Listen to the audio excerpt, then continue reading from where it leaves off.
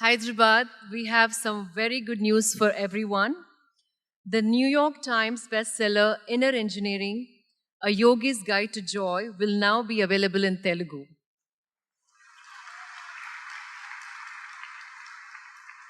In this book, for the first time, Sadhguru presented readers with a path to achieving absolute well-being through the classical science of yoga in a practical, accessible book. Sadhguru tells the story of his own awakening from a boy with an affinity for the natural world to a young daredevil who crossed the Indian subcontinent on his motorcycle. The wisdom distilled in this accessible, profound, and engaging book offers the readers opportunity to achieve nothing less than a life of joy. It has sold over 3 lakh copies in English so far and been translated over 20 languages in India and abroad. We are happy to announce that the book is now available in Telugu, published by MSCO Books, Hyderabad. To launch this book, we request Nani to please come on the dais.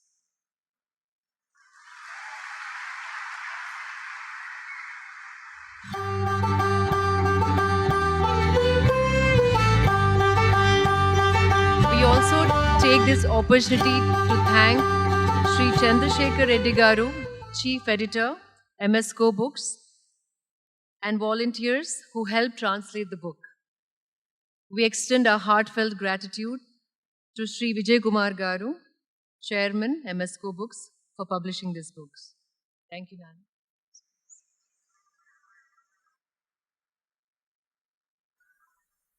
Now, to the much-awaited part of the event that we are all looking forward.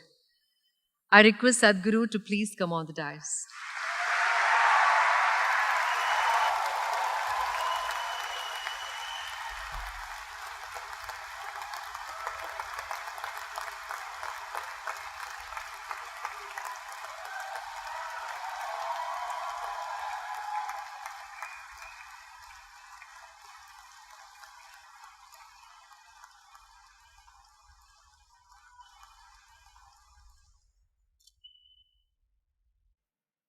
कालो न जानाति तव जननं कालो न जानाति तव समापनं दृष्टो मया तव महाकारः योगेश्वर काल काल योगेश्वर काल काल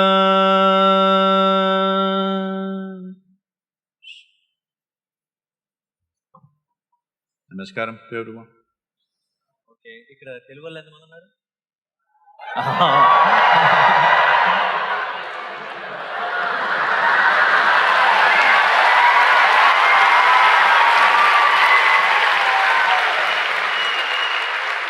చాలా ఇది చూసిన తర్వాత చాలా హాయిగా అనిపించింది ఎందుకంటే ఏదో ఒకటి కొత్తగా చేయాలి ఇలా సద్గురుతో మాట్లాడాలంటున్నారు అని చెప్పిన వెంటనే కొత్తగా చేయాలంటే పాత వీడియోలు కొన్ని చూద్దాం అని అనుకున్నా పాత వీడియోలు చూసిన వెంటనే నాది గ్యారంటీ కొత్తగా ఉంటుందని అర్థమైపోయింది ఎందుకంటే నాకు వాళ్ళంత ఇంగ్లీష్ రాదు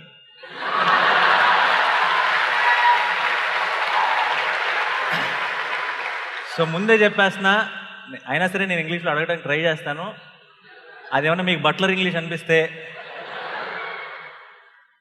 ట్రాల్స్ చేశారంటే మర్యాదగా ఉండదు చెప్తున్నా ఓకే కదా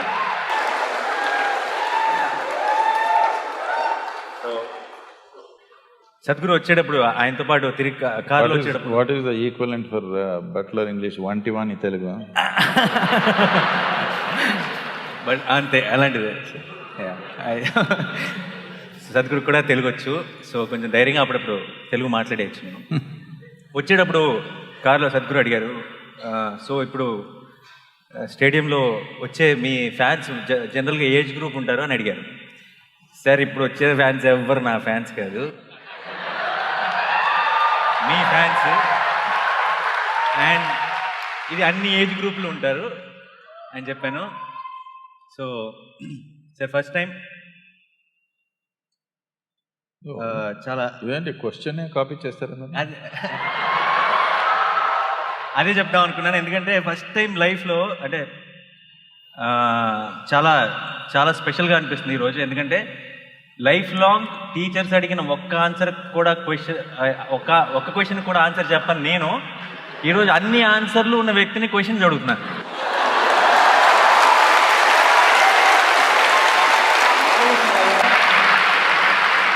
అండ్ మీరు అన్నట్టు ఈరోజు మధ్యాహ్నం క్వశ్చన్స్ రాసుకుంటుంటే నాకు చాలా నాస్టాలజిక్గా అనిపించింది. ఎందుకంటే ఎగ్జామ్ ఆన్సర్ షీట్లో కూడా క్వశ్చన్ పేపర్ రాసేవాడిని ఆన్సర్లు తెలియక. సో ఇంకా మొదలెట్టేస్తాను. చాలా చాలా టైం పాస్ చేశాను. అసలు మ్యాటర్ ఆయన మాట్లాడితే వినాలని వచ్చారు అందరూ. సో సార్ ముందు when I was an assistant director, we used to grow beards, sir, because people will take us seriously. I did not grow it, it grows. I mean to say we never used to shave, because whenever we went to a hero or a producer and narrated stories, we thought they will take us seriously, they will believe us. So I saw in one video where you are saying we should let it grow, it's natural and all that. Is this angle also involved in it, or it's just that?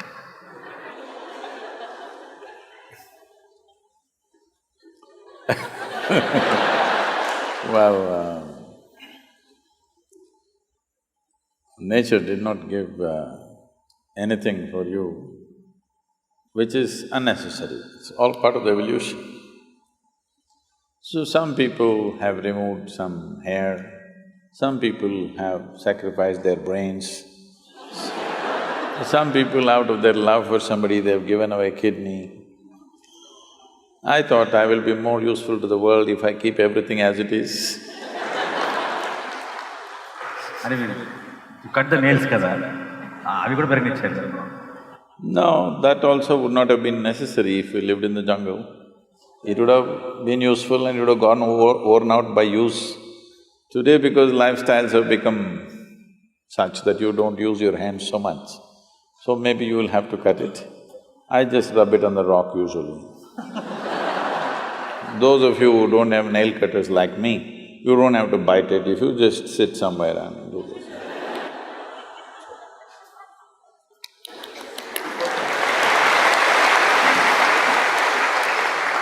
So this question has been bothering me from a long time. See, most of the questions today I'm going to ask are not the ones I've asked on Twitter or anywhere. To ask questions I'll ask Sadhguru, or I'm not forwarding it here, I'm just asking whatever I have a doubt. So you might find it very basic, dumb or whatever, but those are my questions, so I'm asking that. So this has been bothering me from a long time. When I was an assistant director, I remember my first salary when they gave it to me, it was 4,000 rupees. And then I remember it was all 100 rupees notes, so when I put it in my pocket, there was a bump under my bum. So when I was going back on the bike, I could feel it. And I was feeling that I'm so rich, there's so much cash in my pocket, and I can remember how excited I was, how I wanted to buy off half of the Hyderabad with that 4,000 bucks. So I was really, really happy, and I don't remember that kind of happiness, happening to me again. Now I'm earning thousands of times of that, but I don't remember what, having that same feeling again. Even Saturday night we used to, with my friends, I used to go to the Sony Dhaba, or Quattro. Okay. From Monday to Friday, I used to wait for Saturday. On the Saturday morning, I used to be so excited that it's Saturday again. Evening, we are all going to catch up, meet, and then going to Sony Dhaba. So I was really happy. And then I never really, I made it. I was successful in cinema. I never imagined that I will, make it so far. But I never experienced that kind of happiness. So is success overrated? Like we all are waiting for success. We all think that someday we want to be success. But the idea of success, is it not overrated is what I want. Oh. So, all those who clapped, we know they are failures.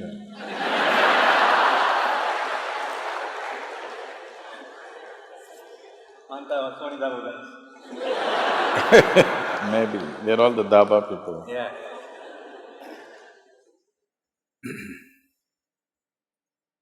So when you understand a means as an end, then this will happen. Money is just a means to do whatever we wish to do.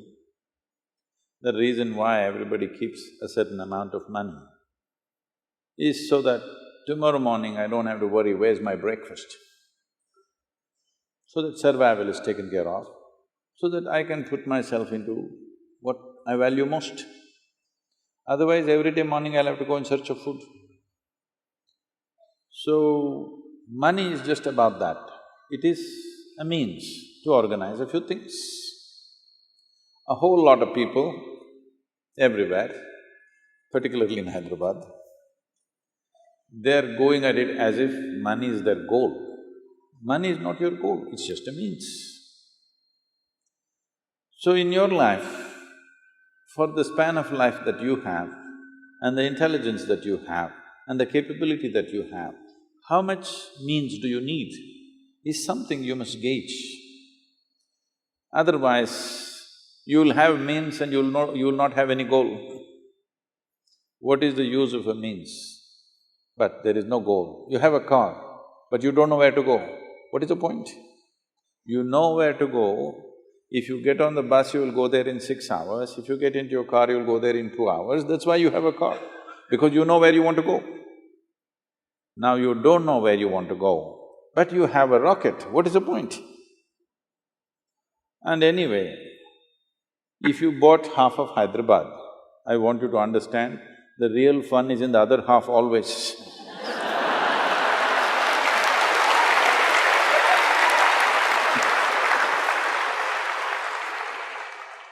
4,000 more, sir, next month salary. You have heard of Alexander the Great? You've heard of Alexander the Great?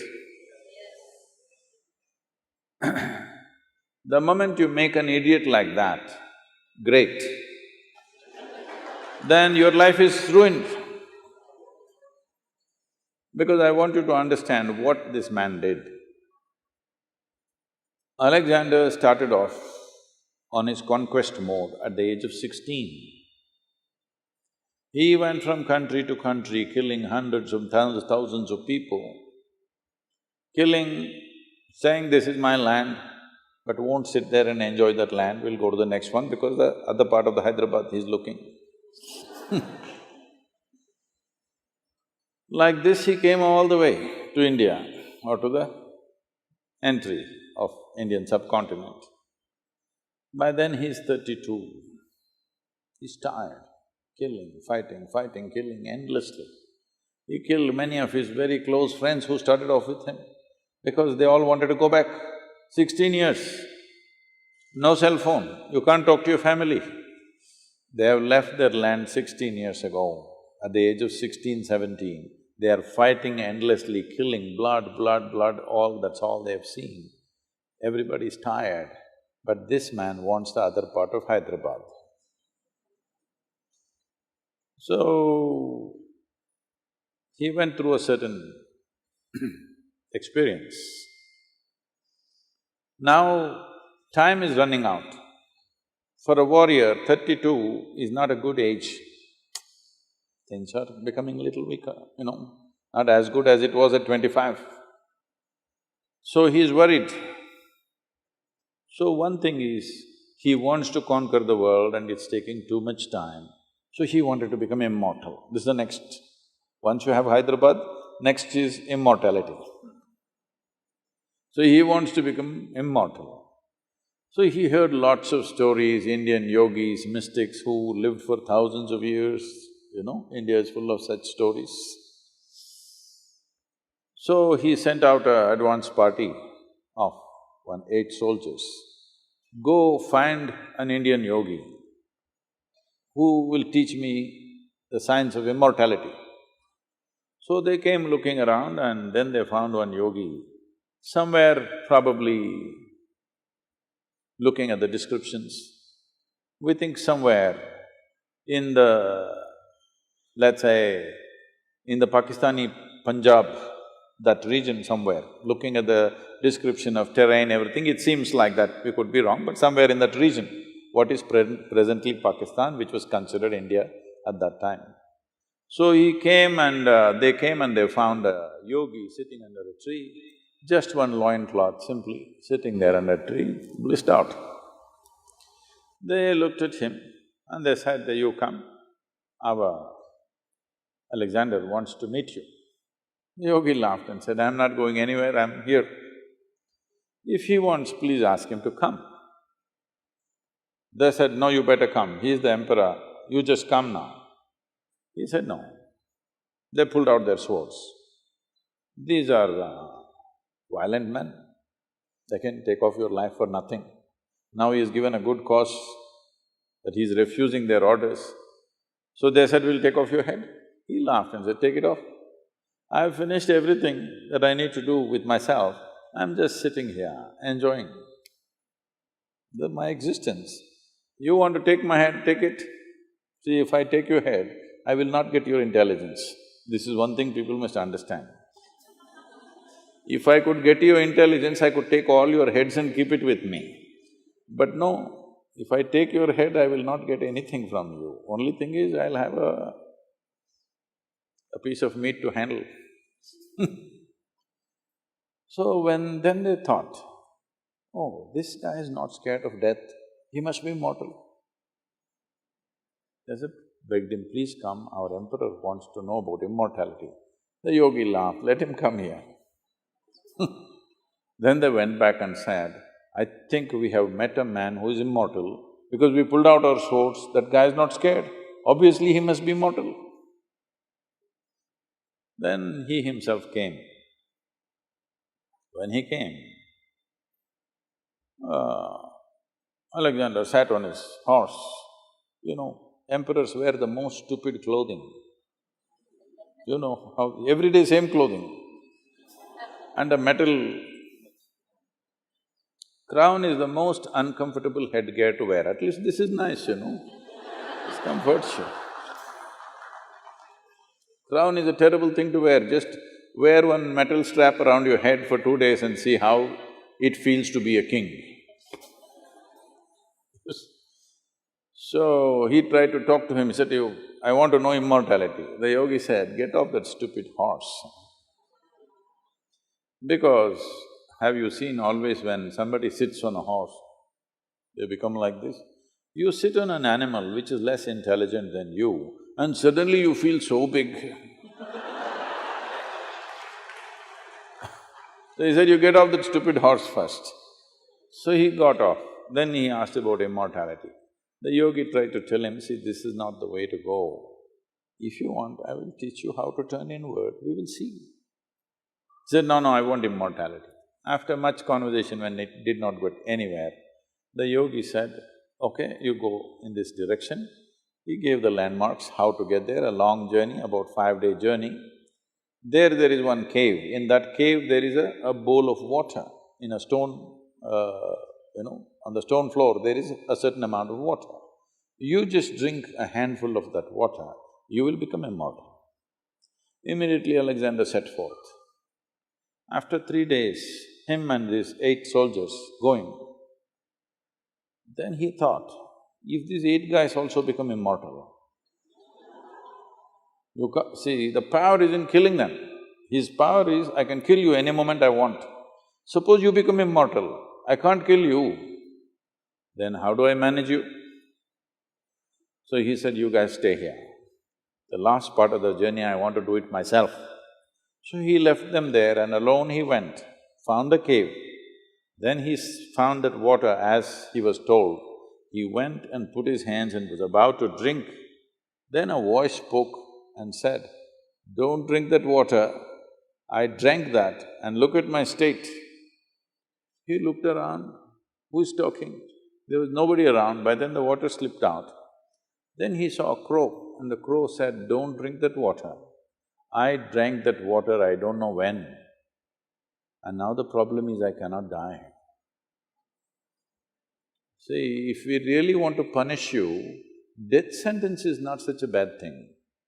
If we curse you that you can never die, a million years later you're still sitting here, this is the worst punishment.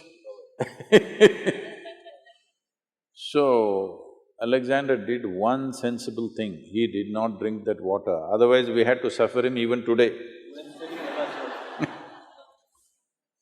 So this is the only sensible thing he did in his life, he did not drink that water because he realized that he will not be able to bear himself. Forget about the world. The world will suffer, of course, but he himself cannot stand himself beyond a certain point. So we must understand, this life is not a conquest. This is not a conquest. The only thing that's there for you in this life is the profoundness of your experience. How profound is your experience when you sit here? This is all there is, nothing else you carry. Other arrangements we make for convenience. How much convenience do you want? Convenience will work only to a certain point. It will never transform itself into well-being. People have invested and invested like this endlessly. I met somebody, I was in a home in United States, and I walked into this room and I found 700 to 800 pairs of footwear. And this lady of the house came in and she saw I was in this room, "Sadhguru, Sadhguru, why are you here?" I said, "What is this footwear?" She said, "No, Sadhguru, let's go, what do you want, Sadhguru?"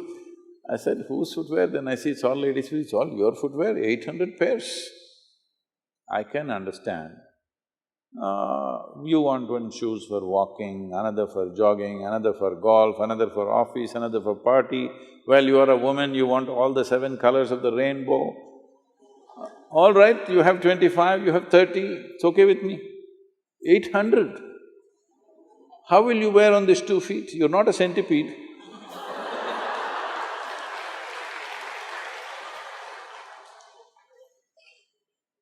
I said, "How many lifetimes are you planning to come back and walk?" The day you met me, I thought, we will make this the last one for you. But now you've got shoes for many lifetimes ready. It'll all go waste if you don't come back. Then this was bothering me. And I met a CEO of a very large shoemaking company in America. Then I asked him, "Why would a woman buy 800 pairs of shoes?" He said, "Sadhguru, that is the only thing she can buy the same size throughout her life."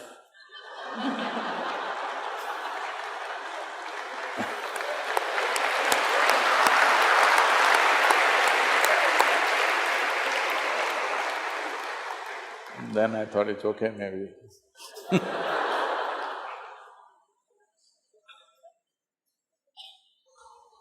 But the fun is in the other half. So basically, దీని అర్థం that I have become more wise, that I am unable to enjoy. See, you cannot enjoy anything, this must be understood. If you try to enjoy something, you will bring misery upon yourself. But if you're joyful, everything is nice. You're supposed to be joyful, you're not supposed to enjoy. What is that enjoy?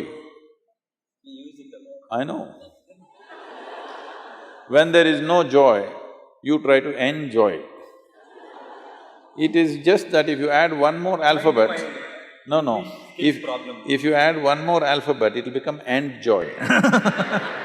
Yeah, maybe I meant joyful only, but I never again felt that kind of a high, that without thinking anything, to be completely joyful. So if joy is what you're looking for, This will not come because of a bulge in your pocket. Joy means your life energy is in a certain state of exuberance. You're not dead. Mostly people are committing suicide in installments. Slowly they're becoming like this. All these people, if you saw them when they were 5 years of age, they were like this. Slowly. Grave faces. Grave faces because I think many of them are practicing the last pose in their life. You're an actor, you can tell them. You don't have to practice, believe me. When it comes to death, you're a natural star.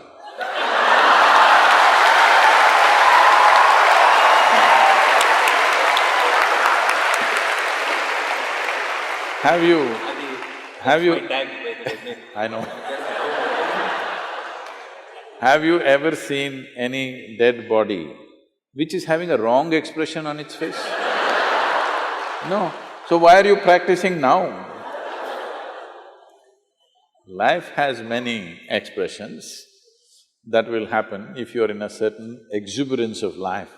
If you're slowly killing yourself, yes, literally killing yourself, so slowly it is becoming like half dead.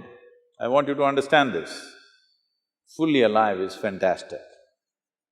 Dead is good, at least for others.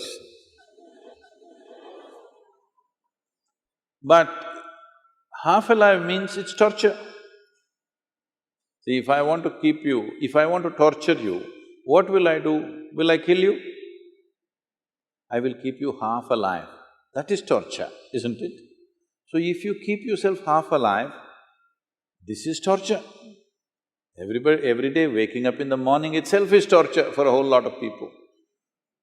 Only little joy when that Sony Daba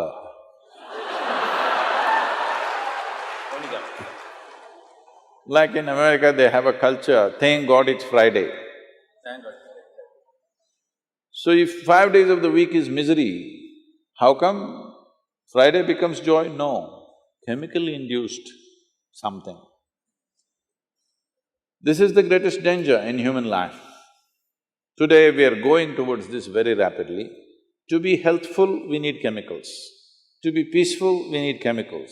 To be joyful, we need chemicals. To be blissful, we need chemicals. For ecstasy, you have ecstasy. For everything you need chemicals. Once this happens, right now, I think it has happened approximately to 25 to 30% of the population on the planet. The day it happens to 80 to 90% of the planet, that everybody is on some kind of chemical to experience something, then the next generation that you produce will be much lesser than you. Once we produce a generation which is less than us, we have committed a crime against humanity. The next generation should at least be one step ahead of us. If we leave them behind us, this is a crime against humanity. We are trying to get there rapidly.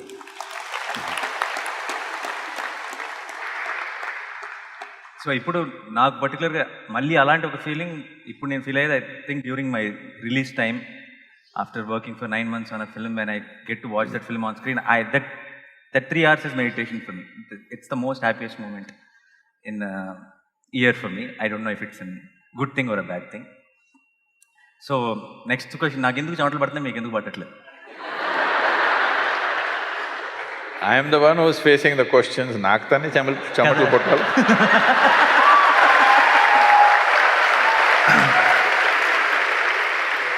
నాకు ఇక్కడ దాకా వచ్చేంత వరకు బాగా కాన్ఫిడెంట్గానే ఉన్నాను. మధ్యలో ఏవీ play చేశారు. అక్కడ ఆ ఏవీ చూసిన తర్వాత నుంచి చెమటలు పట్టడం స్టార్ట్ అయింది. సో మధ్యలో ఇలా తుడుచుకుంటూ ఉంటాను, మీరేమనుకోవట్లేదు.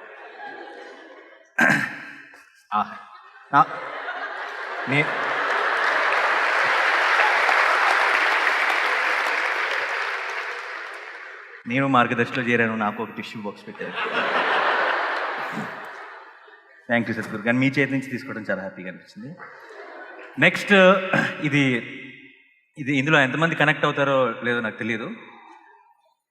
సాధారణంగా మన ఇళ్లలో జనరలీ దిష్టి is a very big thing. దిష్టి తెలుసు కదా. సో మా అమ్మ చిన్నప్పటి నుంచి జనరల్గా దిష్టి తీయాలి అంటూ ఉండేది. అండ్ బయటికి ఎక్కడికి వెళ్ళినా సరే, చాలా బాగున్నావు దిష్టి తీయాలి, లేదంటే సినిమా చాలా బాగుంది నీకు దిష్టి తీయాలి, దిష్టి తగిలిందేమో. తర్వాత ఎప్పుడైనా మనకి చిన్న ఏదైనా యాక్సిడెంట్ అయినా, ఏమైనా ప్రాబ్లం వచ్చినా, చూసావా దిష్టి తగిలింది. సో తెలియకుండా ఈ ఐడియాని చాలా ఒక పాపులర్ ఐడియా చేస్తారు మన చుట్టూ ఉండేవారు. So I started after initially I used to think this is one chadastam, my mom just wants to do something, okay do it అనేవాడిని. But later when I started having this some accident at the shoot or something, it kept on happening, and particularly I had this back-to-back hits and then I had this back-to-back accidents also, and then without me realizing I started believing it. Suddenly I've started reminding my mom, amma dishti వెళ్తున్నాను.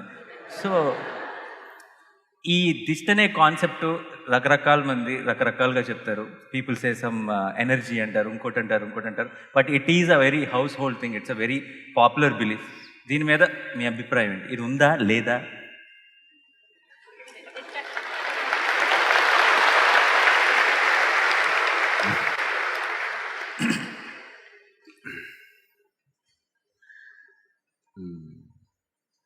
Daily స్నానాలు చేస్తారు. No, why I'm asking is in Chennai they're having bath once in 3 days. మేము ఇంకా హైదరాబాద్ ఇంకా అక్కడ పోలేదు మీరు, అక్కడ దాకా వెళ్ళలేదు. ఇంకా హుస్సేన్ సాగర్లో.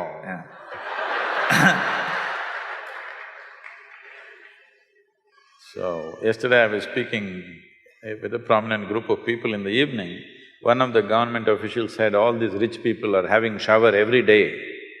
I said, where do you come from? In South India, without having a shower, we won't step out of our home. Yeah. No matter what. Even if we don't drink, we'll shower first. Yeah.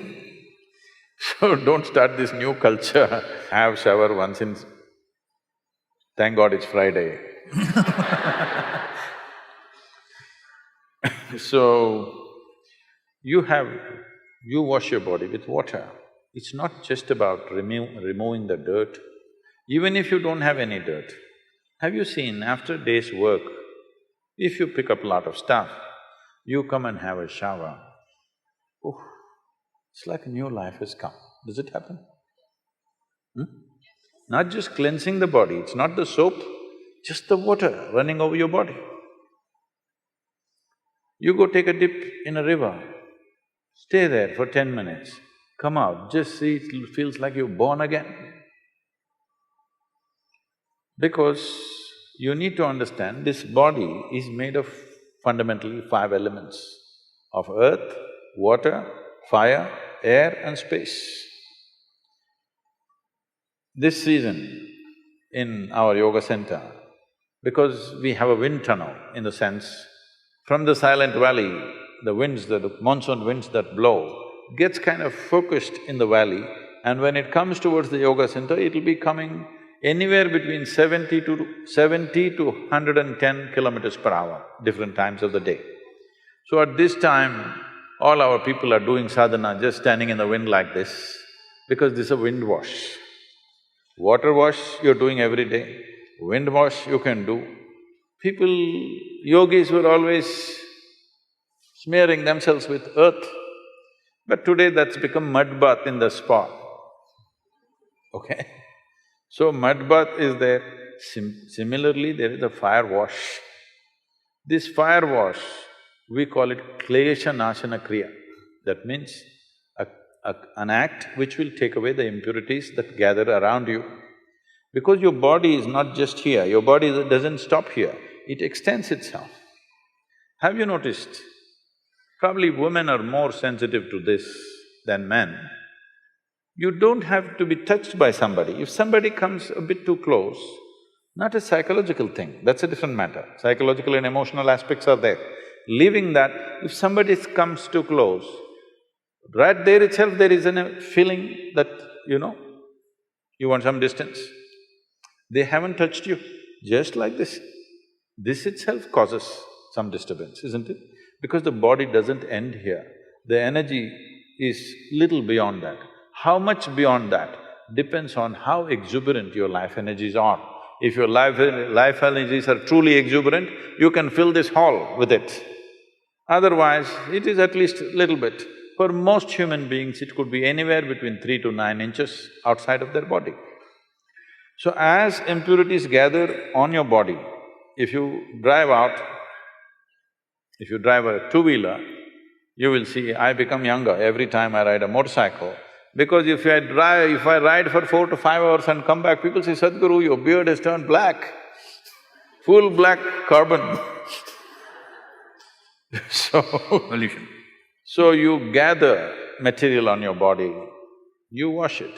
Similarly, you're gathering other kinds of material upon your energetic system. You can wash this water with water, certain impurities will go with that. If you wash it with air, certain other things will go, but air is not always available like that. You can even notice this, if you… but these days, these fans are going at a certain speed, but if you have the fan set at the right kind of speed, if you just sit under the fan for some time, you will see something within you lifts up. Have you noticed this? Little air wash. Similarly, there's a fire wash, which you're calling drishti. Is it necessarily happening because of other people's look or not, that's a questionable matter. But impact of life around you upon your energy system is definitely happening.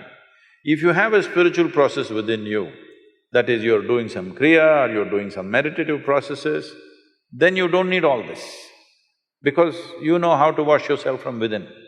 If you do not have that, these things become significant. I must tell you this, there is a certain way to do which few generations ahead, people knew exactly how to do, but today I'm seeing they're just burning something and doing this. If you come to the yoga center, we're doing this Kleshanasana Kriya in a scientific manner, how it should happen. We have relieved people of various chronic ailments just by this fire wash. One surprise element that we found out recently is, we found that many children who are suffering with ADH, with learning disabilities, within a matter of 6 to 8 weeks of this fire wash, they have changed dramatically. This we never expected. So, your mother knowingly, unknowingly giving you a fire wash might have given you some learning ability. I agree. I'm bowing down to her. She did fire wash. Same. Yeah. Amma ekkundi? Akkundi. Okay. Oh, she's right. Okay. Sorry.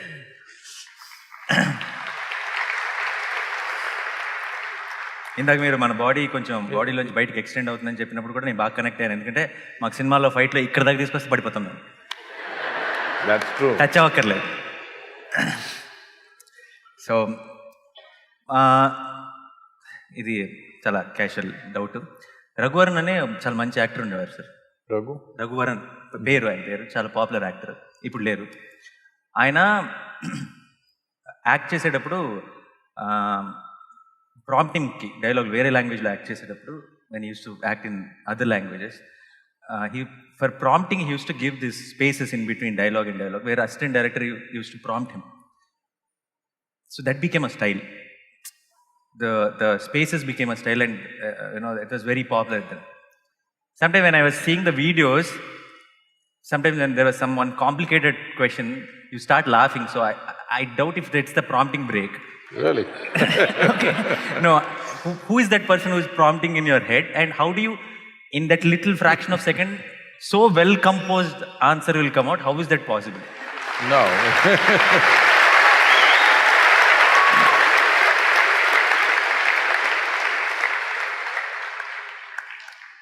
No, it's not a prompting break. I don't wish to insult people, but now that you asked, you think there's a prompting break now?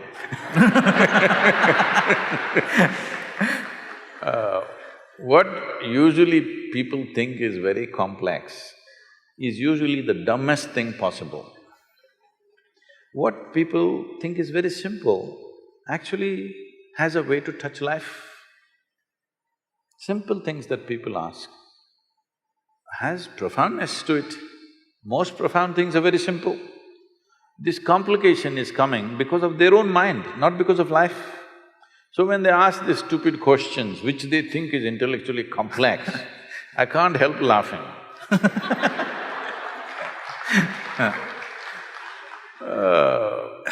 ఈరోజు ఎన్నిసార్లు నవ్వారని నేను లెక్క పెట్టుకోవాలి. అంత bad question అడిగానా? So, about answering a question, I'm usually not answering a question, I'm always answering the person. They can say whatever they want, I'm not listening to them. Because people can say a lot of things. Shakuni, from Mahabharata, Shakuni said, God gave us humans ability to speak, to hide what is in their mind. See that crooked man. Not to express what's in their hearts, to hide what is in their heart, that is why God gave us ability to speak. Which is true half the time for most human beings. So, they are making up complexities because they think by being difficult, they become valuable. By being difficult, you don't become valuable. By becoming easy, you become valuable, isn't it?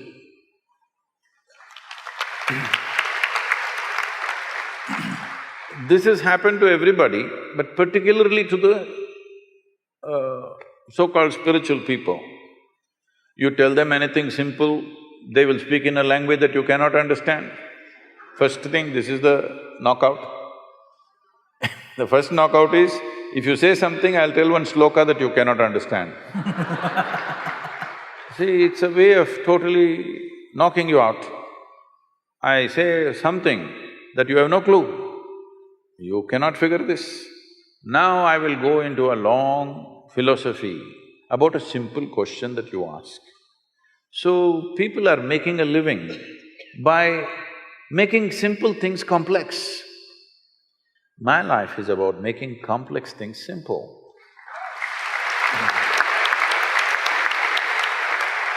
Because it is only by making things as simple as possible, it becomes accessible. If a child is trying to pluck a mango from the mango tree, you are supposed to pull the branch down, not to lift it up and say, okay, pluck it, let me see, you'll grow taller. No, you are supposed to bring it down. Because the mango is not going to hang there forever, it's only for the season. Yes, life is not going to hang there forever, it's just a little bit small season you have of your own. Isn't it so? Don't think you're here forever. Before you and me came, countless number of smart people have been here, they're all under this buried somewhere. Isn't it so? So it's a brief amount of time. In this, should you see how to make things simple or should you look at how to make it complex? This is the nature of the intellect. An intellect will feel, if you're living just out of your intellect, it will feel stupid if it's simple, it wants complexity. So people who think they're intellectual always are making simple things extremely complex, unnecessarily complex. And then they're miserable, but they think that is also virtue. If you're joyful, they think you're not intellectual. You must be like this. Really? Yeah. You must look like that. This also is needed. Yeah, that will definitely add. Needed. Otherwise, and you must also you must speak towards that is prompting time.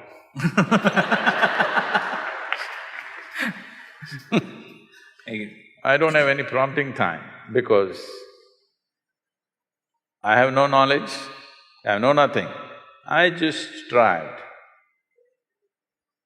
to be free of all the memory that I have. My body, what memory it carries, my genetics, what memory it carries, my experience of life, what memory it carries, I know how to keep it aside and simply look at things as they are. This means, in your home you have a mirror, being a star, even if you're natural, you still need a mirror, right? ఏం నవ్వుతున్నారు మీ ఇంట్లో లేవా? Many of them spend more time in front of the mirror Yeah, than you. more than me. Yeah, Yes. definitely, that's what… So suppose your mirror remembered, let us say, even 10% of what it has seen in its lifetime. If you went and stood in front of it today, what would it show you? Total mess. The value of the mirror is, it has no memory. If it developed memory, gone. So this is the value of your mind. If you know how to keep memory, the silo of memory aside and keep it, it's like a mirror, whatever it sees clearly, distinctly the way it is. Somebody likes it, somebody doesn't like it, it's their problem, that's their memory issue. Yeah, how does somebody like or dislike something? They've developed a certain memory. I like this, I don't like this, I belong to this, I don't belong to this. I don't belong to anything, I'm just looking at it as it is. Maybe in a given moment, you're not able to expose all dimensions of what it is, at least what is relevant for that moment. So, does your mirror need prompting time? Television needs time, tube light needs time, mirror doesn't need time, so no prompting.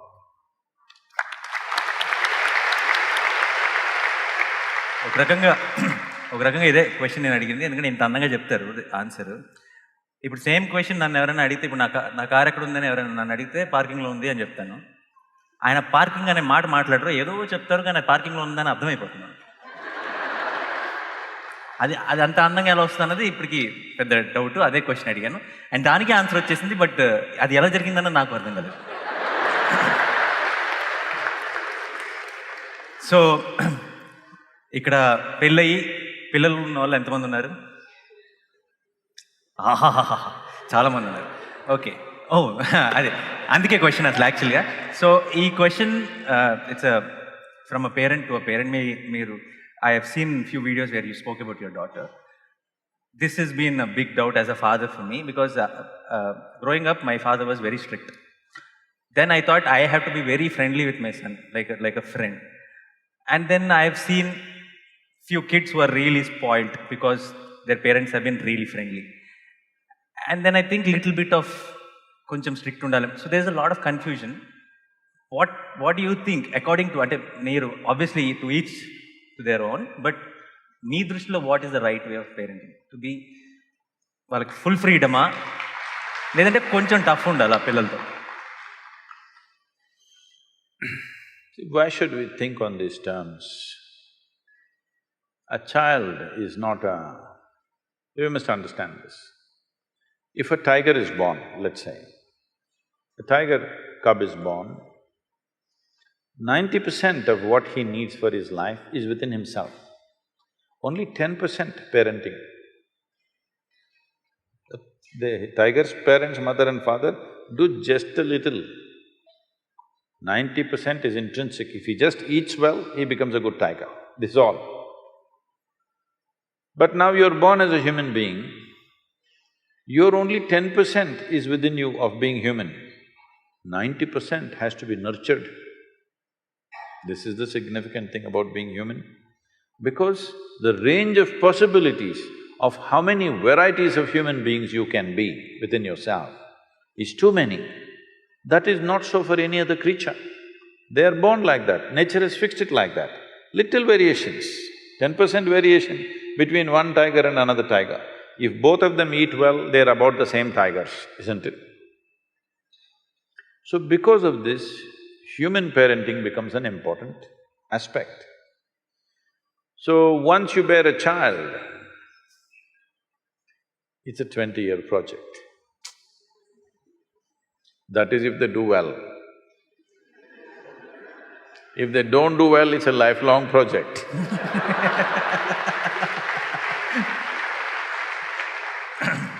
So you want them to do well so that you can be free. Yes? Because you understand if they don't do well, they will sit on your lap for your rest of your life. No, they must go. So what do you have to give them? You don't have to teach them the tricks of the world, that they will learn. Some will learn easy, some will learn the hard way. It's okay, they must learn it their way. What you give them is what it means to be human being. This is all you give them. So for this, you must look at yourself. You don't have to do much with them. If a child arrives in your house, if your child is born in your home, you should not think you have to do something with the child. You must look at yourself because children don't listen to you. Whatever the nonsense you speak, they're not listening to you, just like me they are. I'm not listening to anybody, I just look at them and answer them. They're just looking at you, observing every little thing that you do. How you sit, how you stand, how you speak, what is the expression on your face. All this they're doing, you see how the child is looking? Yeah. He's not listening to you, he's looking. So you must become in such a way that when he looks at you, he wants to be like you. So being a star in Andhra Pradesh, Telangana is fine, that's a profession. But you must become a star to your child. Child should think, my father is a star, not because you are popular in the world, but he sees you as the best human being that he can think of because there's not much exposure for him, there is a safety. He's not seeing so many people, he's just seeing mother, father, a few people. Yeah. Among the few people that he sees, he must look at you as you are the best man out here. If he sees that… That's what I'm working on, Sadhguru. If he sees that, he will anyway go that way. If he doesn't see you that way, then he will look all over the place for some other kind of example. Today, the examples that he sees are not necessarily at home or school or in the neighborhood. They are somewhere in another part of the world. They may not even exist. I'm saying they may not even exist, but they're influencing him. So especially if his screen time has to go down, you must be really a superstar at home. You understand? Everyone. Yes. It's not just for him, for every one of you, this is the only way your child wants to be who you are. He looks at you and thinks, oh, my father, this is not what I want to be. Then you try as hard as you want, he will do everything that you don't like just to freak you. Yes, you've done it. Meeku telusu.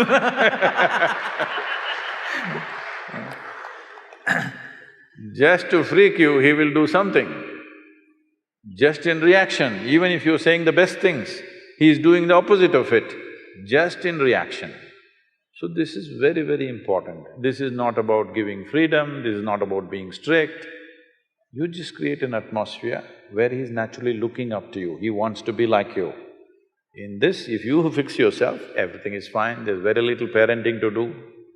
It's like, see, even the chicken, ducks, tigers, lions, all of them have done this. If they walk, see how all the little ones are walking behind, running behind them. They desperately want to be like their mother or father. Have you seen this? Your children should become like that. For that, you need to work on yourself, not on them.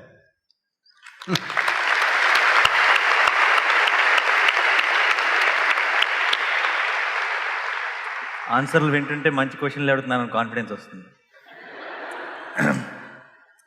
So చిన్నప్పుడు when I was a kid, when he very supposed to be popular astrologer came home and then he said ఈ అబ్బాయికి రాజయోగం ఉంది అని. రాజయోగం అందరికీ అదే చెప్తారా? అదే చెప్తారండి. ఆ తర్వాత తెలుసు అందరికీ. ఇది తర్వాత ఎప్పుడు తెలిసింది, ఇది ఒకళ్ళిద్దరితో ఈ విషయం డిస్కస్ చేసిన తర్వాత వాళ్ళు కూడా చెప్తే అప్పుడు అర్థమైంది. సో అని చెప్పిన వెంటనే ఫస్ట్ మా వాళ్ళలో డౌట్ ఏంటంటే రాజయోగం అంటే ఏంటి అని అడిగారు. వీడు చస్తే వెనకాల 1,00,000 మంది వెళ్తారు అని. అప్పుడు నేను కొంచెం బాధపడ్డా, చస్తేనా, చచ్చిన తర్వాత ఎంతమంది వచ్చి లాభమే ఉంది, బతుకున్నప్పుడు కదా ఉండాల్సింది అని అనిపించింది. ఆ టాపిక్ అక్కడ వదిలేశాను.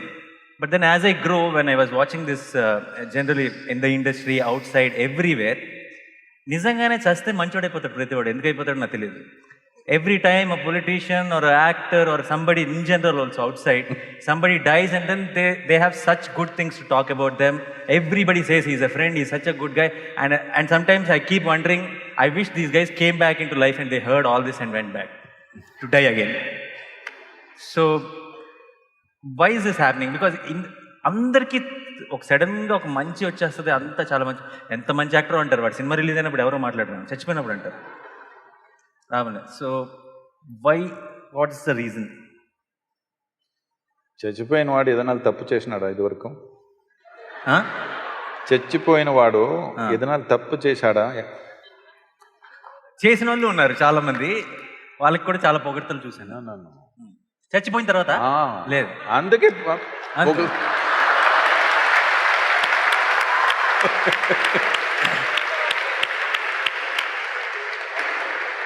లేదంటే దేవని తిరిగి వస్తాడని భయం. Telugu they did not understand.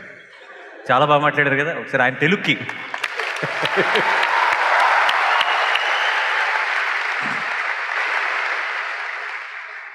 People appreciate the dead, rightfully so, because no dead man has ever harmed anybody.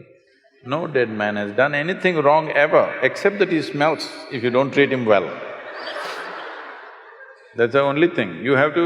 he demands attention, that you quickly dispose him. Otherwise, he will make your life miserable. That's the only thing. Otherwise, he's not done anything wrong. So people naturally praise a dead man. Having said that, it is also a civilizational aspect, a human aspect, that it doesn't matter when you're alive, we may be running the same race, we may be fighting, we may be elbowing each other, struggling, looking at all negativities at each other. But when mortality happens, when death happens, we keep all those differences aside and we bow down and say, whatever was good about you, they may talk about it, nothing wrong with that. It's good everywhere in the world, no matter which culture it is. When somebody dies, very few people on the planet are so crude, they will also disrespect the dead body. They will kick it around, they will do horrible things to it, all this. Otherwise, most human beings on this planet, even if they fight war and they themselves kill them, once they die, they bow down. Because you bow down to mortal nature of who we are. We know he may be dead, I may be standing, but it's just a question of time. It's just a question of time. Apart from that, respecting the dead is not necessarily exaggeration. In every human being, there are pluses and minuses. Because both of you were running the same race, I highlighted your minuses all my life to put you down because I want to win the race. But I'm sorry, I don't want to use that word with you, somebody died. Now you talk about their pluses, because pluses were also there. There, we haven't spoken about it. We haven't spoken about it. If now also if you do not speak, even then you want to speak minuses, I think that will be very crude. At least when somebody is dead, if you have nothing plus to say, you become silent. Otherwise, the pluses that you did not say all these years, at least then you must say. I wish they said before, but that doesn't happen. That is true. I wish they had said it all their life, that's a different matter. Yeah. But life doesn't happen like that. Life is such that everything that you want, somebody else also wants. There are so many things. There are so many dynamics of life. Not everybody is living in that level of maturity. Even if what I want somebody takes, I can be joyful and be here. Not everybody is made like that. So they highlighted the minuses because of the frictions. But once a person dies, this is not the time to talk minuses. You highlight the pluses. But there are fools who are just exaggerating everything, that's a different matter. But this is a basic human decency towards each other.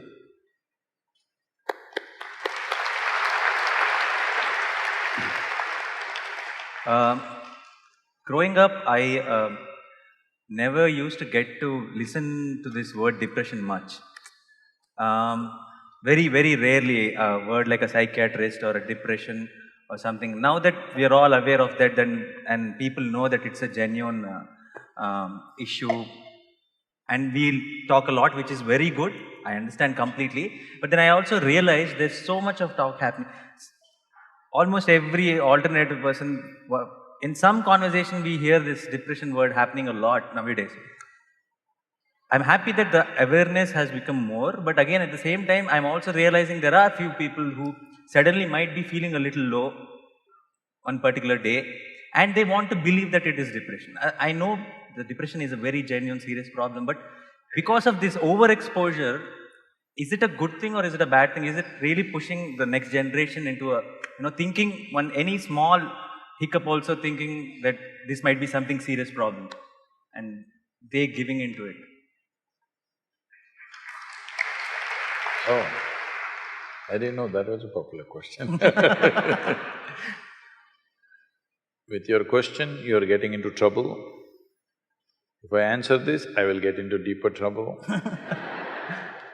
I've already, last 1 year, I've been in lot of trouble because a whole lot of people are pursuing me and saying, he doesn't respect depression, he's talking against it, he thinks it is not a medical issue. No, I respect it.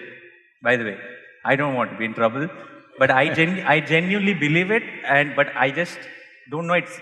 with few, it's just becoming too much. They're talking so much about it that sometimes people who are generally low in particular day also might feel. No, don't be. 90% of the cases are maybe fair, but sometimes. Yeah. He really plays it safe.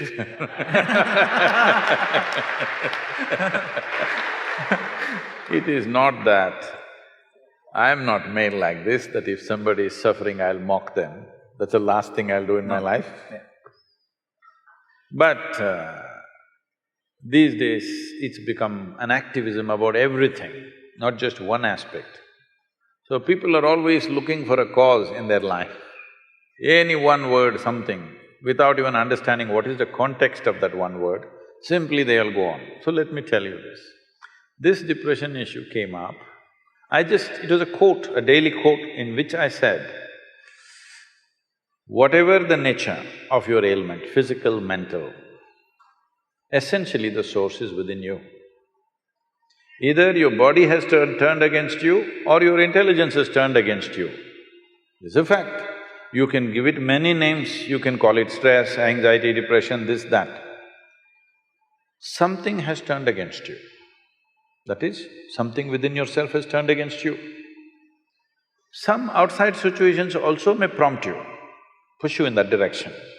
But fundamentally, if my intelligence was working for me, I would definitely keep myself in the best possible way. If all the cells in my body were working for me, will I make myself sick? So this is all I said. A campaign ran for about 6-8 months, all kinds of people commented, he doesn't know what he's talking, this. I have spoken to top-level people in this field across the world. All of them think what I'm saying is perfectly fine. Whether even if I don't get endorsements from them, I know it's perfectly fine because I know how my mind works. I know if I give myself the luxury, I can also become depressed. Something doesn't work my way. Nothing actually works my way most of the time. Yes, I will tell you in more detail if we have time. Because when you do as many things as I do, so many things don't happen the way you want it. The reason why people have reduced their lives to very small scope is simply because they're afraid of failure. I know I will die a failure, but I'm a blissful failure, so it doesn't matter. In my life, it so happened, almost 38 years ago, I was sitting in one place, suddenly every cell in my body burst into ecstasy. Then I observed what is happening within me. Then I realized after a few weeks, if I don't mess with my mind, I'll burst with ecstasy. Then I thought, this is it, I have discovered something fantastic. On that day, the world's population was 5.6 billion people. Then I sat down and made a plan that in next 2.5 years, I will make the entire world ecstatic. Hey, wait, don't clap at my failures. Now it is 38 years. We've touched a few million people, people say we have touched some 500, 600 million people. But that's not my idea of the world. Now the population also has increased. I know I will die a failure, but I'm not a depressed failure, I'm a blissful failure. Now, why I'm saying this to you is, well, there are certain pathological issues within the system. There are genetic issues, there's chemistry issues. But for all this, fundamentally, the basic control for all this is within you. You have not taken charge of it, that is a clear factor. You're trying to manage an inner situation by arranging an outer situation. But whoever the hell you are, you can never arrange the outer situation just the way you want it. Does it ever happen? Does it ever happen to anybody? Nobody happens 100% your way, isn't it? Not your husband, not your wife, not your parents, not your children, not your friends, not your office, nobody happens 100% the way you want it. So if you are going to freak every time when something doesn't happen the way you want it, then you will freak for the rest of your life.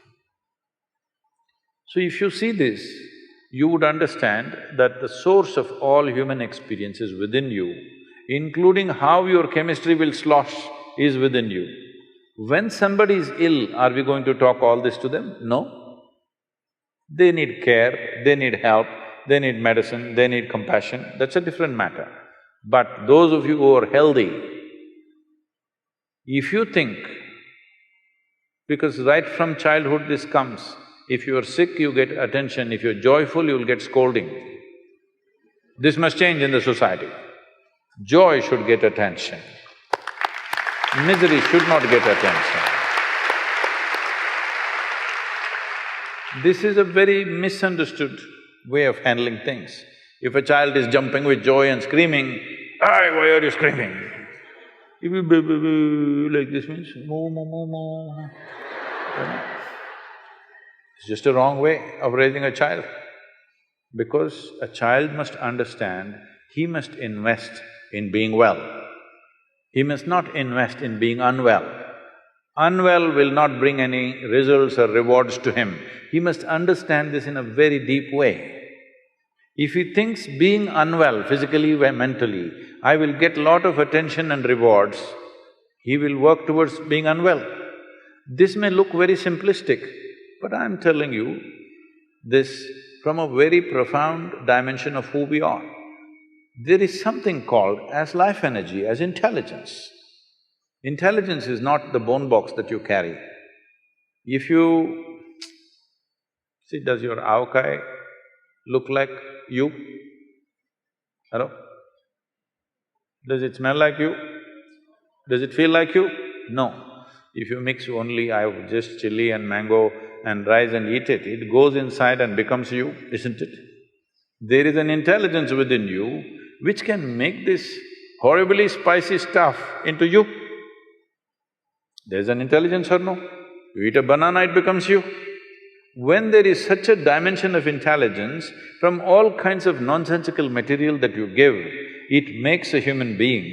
If you have access to this intelligence, your well-being, your health, your mental balance is in your hands or no?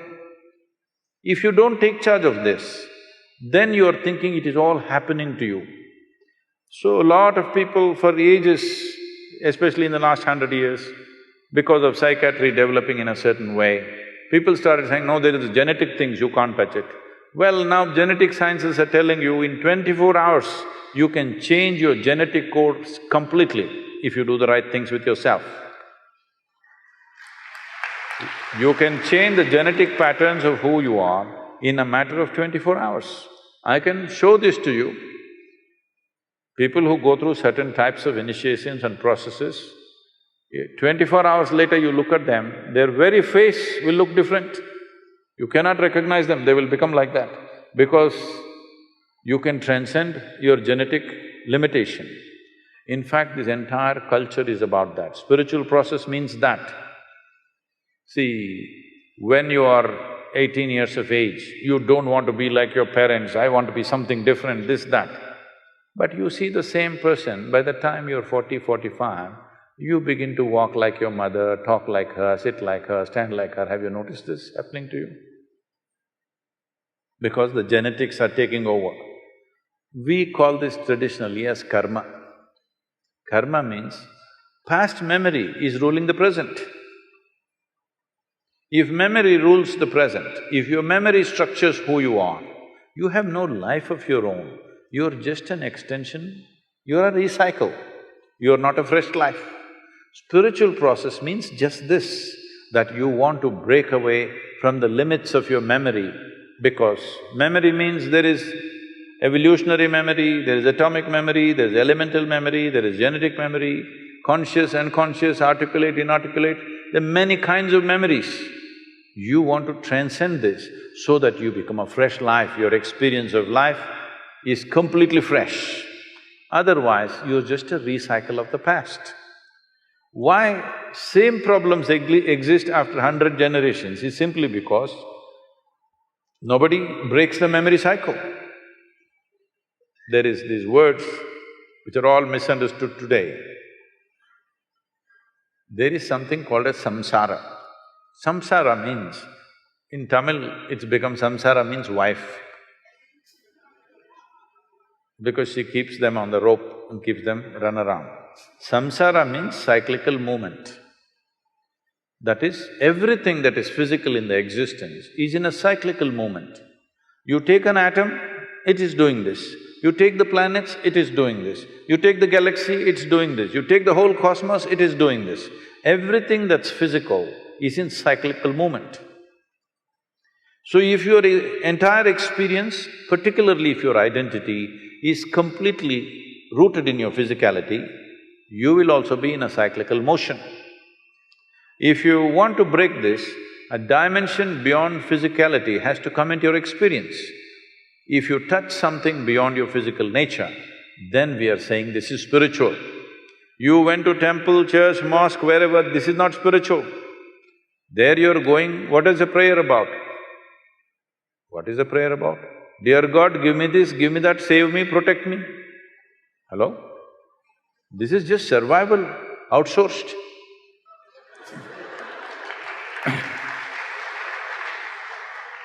So if you want to break the cycle, then you have to touch a dimension which is not physical in nature. Once you touch something that is not physical in nature, there is no cyclical movement, because you have become free from all the memory bank that you have. So whether you have chemical issues within you, whether you have pathological issues, genetic issues, you can break away from that. Maybe certain people will need more striving, certain people will come out more easily, that is always there. But for everybody there is a way. So when I say all your ailments, if they are infections, they're different. They come from outside, it's an invasion, you have to deal with it. But rest of the things are manufactured within you, this is your cause. Fundamentally, you have to see, my physical health, my mental health is my responsibility, 100%. If you see this, then methods are available to come out. We have all the compassion, because I want you to understand, if you have a physical ailment, you will get compassion from everybody. If you have a mental ailment, you will get ridicule from everybody. So particularly people who are suffering any kind of mental ailments, depression, anxiety, whatever, they need double the compassion that physical ailments need. But normally in societies, they get ridicule because it is very difficult. It's very difficult to decide whether this person is really sick or making it up, or they're acting it up to get something out of me, or what it is you can't make out. One time it looks real, another time it looks like it's made up. So, unfortunately, both for the one who is suffering and those who live around them, It is a constant struggle. But the most fundamental thing is, whoever you are, whatever condition you are, first and foremost thing to understand is, physical and mental health is my responsibility. It can go out of hand, it's always there. Whatever you do, we may die, whatever we do, we may become sick, that's a different matter. But it is our responsibility. If you see this, there is a way to touch the very source of creation which is throbbing within you. When the source of creation, which made this entire complex body out of avkai and chintatokku, when it can do this, it can also do some repair job, isn't it? Hello? One who manufactures the whole thing, can't he do some repair job? You have lost access to it. You think for everything there's a solution outside. Yes, when we need help, we will take help. When things have gone out of control, we seek help from outside. But fundamental thing is to take responsibility. Today, genetic sciences, neurosciences and also psychiatrists are beginning to speak that whatever the condition, it is possible to alter this from within. Only thing is how. There are many ways for how. Yoga is a technology. Yoga does not mean twisting and turning your body as most people are doing. It is a technology of taking charge of this.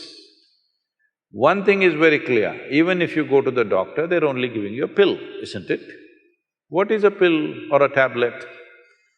Just a certain amount of chemicals. If you put these chemicals, it lifts you out of your depression, it makes your anxiety go a little bit. It may not permanently go, at least for those few hours, it's down. So essentially, human experience has a chemical basis. Your joy is a certain kind of chemistry, your misery is a certain kind of chemistry, anxiety is one kind of chemistry, tranquility is another kind of chemistry, ecstasy is one kind of chemistry, agony is another kind of chemistry. All human experience has a chemical basis to it. This is the greatest chemical factory on the planet, most complex and sophisticated chemical factory on the planet. The question is only, are you a great CEO or a lousy CEO? That's all the question is. That may sound brutal when you're sick. When you're sick, there is compassion. But when you're well, you must take responsibility for this. Otherwise, you will make yourself sick. Everybody has an excuse as to why I should not get up from my bed and cry in my bed. Everybody has some reason, isn't it? Hello? Yes or no? Everybody has some pain somewhere about something. Somebody died, somebody did not… somebody is born, somebody is not born, all kinds of things. There is no human being who doesn't have a reason to push themselves into some kind of mental dip. Everybody has or not, there is a reason.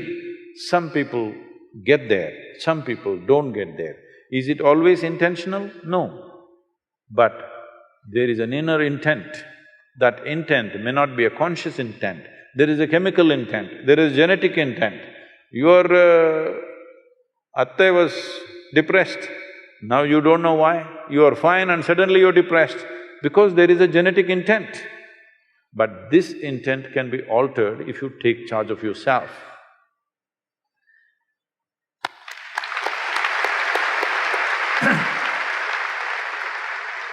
You would have heard about this word, deja vu. మీ అందరికి కూడా అనిపించుంటుంది కదా, అప్పుడప్పుడు ఏదో చూస్తాం, ఇది ఇంతకుముందు కూడా అయ్యిందే, ఇలాగే జరిగిందే అని అనిపిస్తుంది.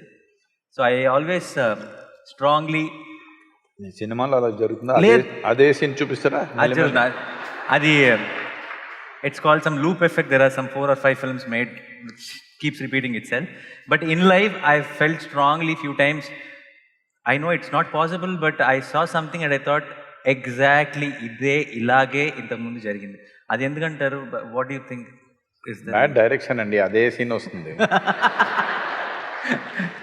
ఎవరు డైరెక్టర్? దేవుడా?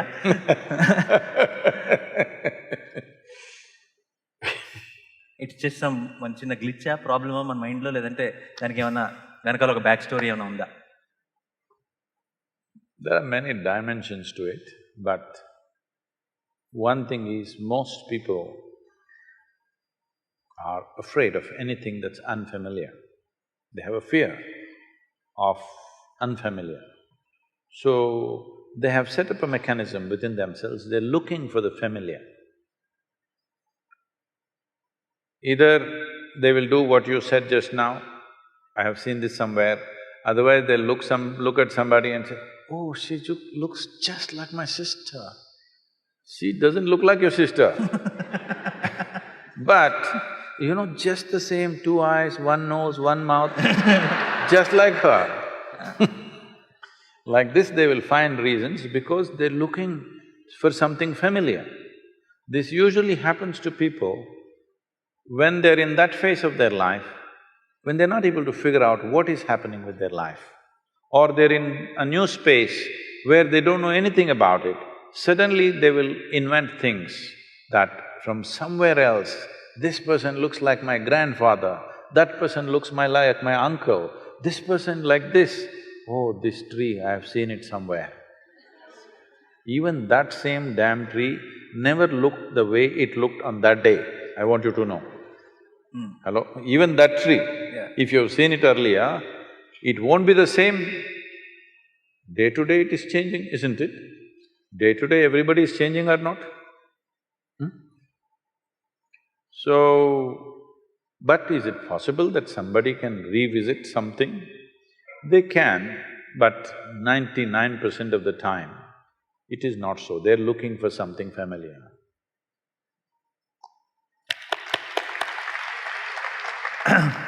ఇది ఓకే ఓకే సో ఆడియన్స్ ఎవరైనా ఏమైనా క్వశ్చన్స్ అడగాలనుకుంటే నాకు చాలా క్వశ్చన్లు ఉన్నాయి కానీ మీకు ఇచ్చేస్తే ఛాన్స్. సో ఈ సెలెక్షన్ ప్రాసెస్ ఎలా జరుగుతుంది? నేను ఎవరికి ఇవ్వాలి mike? Okay. So, Namaskar, I'm Sadhguru.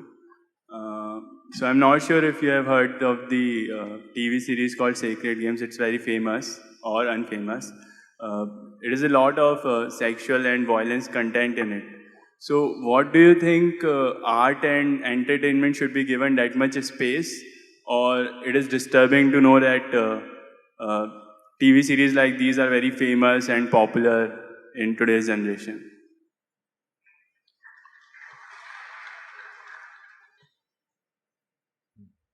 If I understand the question right, you're asking why something that depicts so much violence and sexuality, why is it popular or why should we allow it to happen? Is that the question? Yeah, or it should be allowed in art, as in it's okay to be there.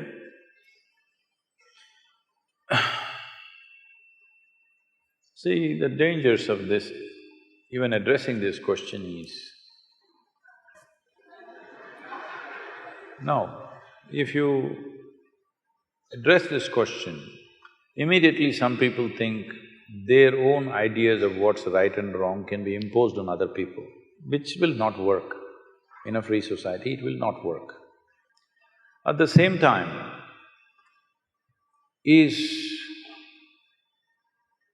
violence, extreme violence in movies and very gross ways of… Usually sexuality means generally a woman is being treated in a not necessarily a nice way. I remember in the 70s, there were movies, Hindi movies. I did not see most of them, but people used to tell me that there were some actors who were called rape specialists. Hindi. Yeah, in Hindi. So in every movie, there has to be one rape. It became almost like a standard for some time. So all those people who saw those movies as children, because there was no adult certification for that, anybody could go and watch it, they thought this is the way to treat a woman. Now when rape happens in the street, why are you surprised, I'm asking? We have cultivated them. All said and done, the cinema may be a commercial enterprise, but it has a profound impact in a society like this. See, in certain other countries, People watch the movie, go home, forget about it. Here it's not like that. We even elect them.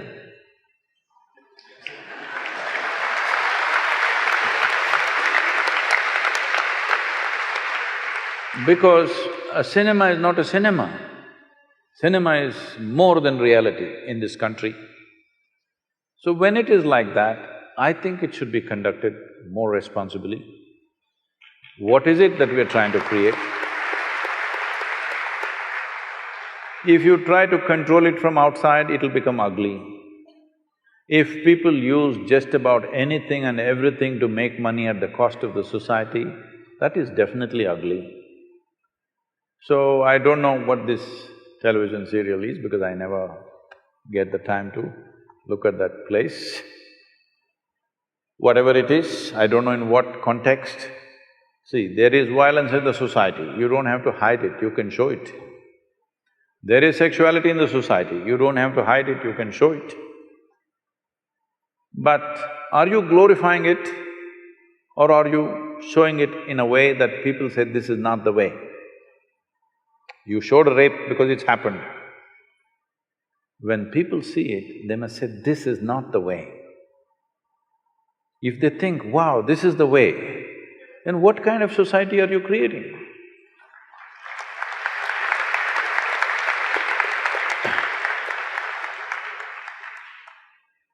So,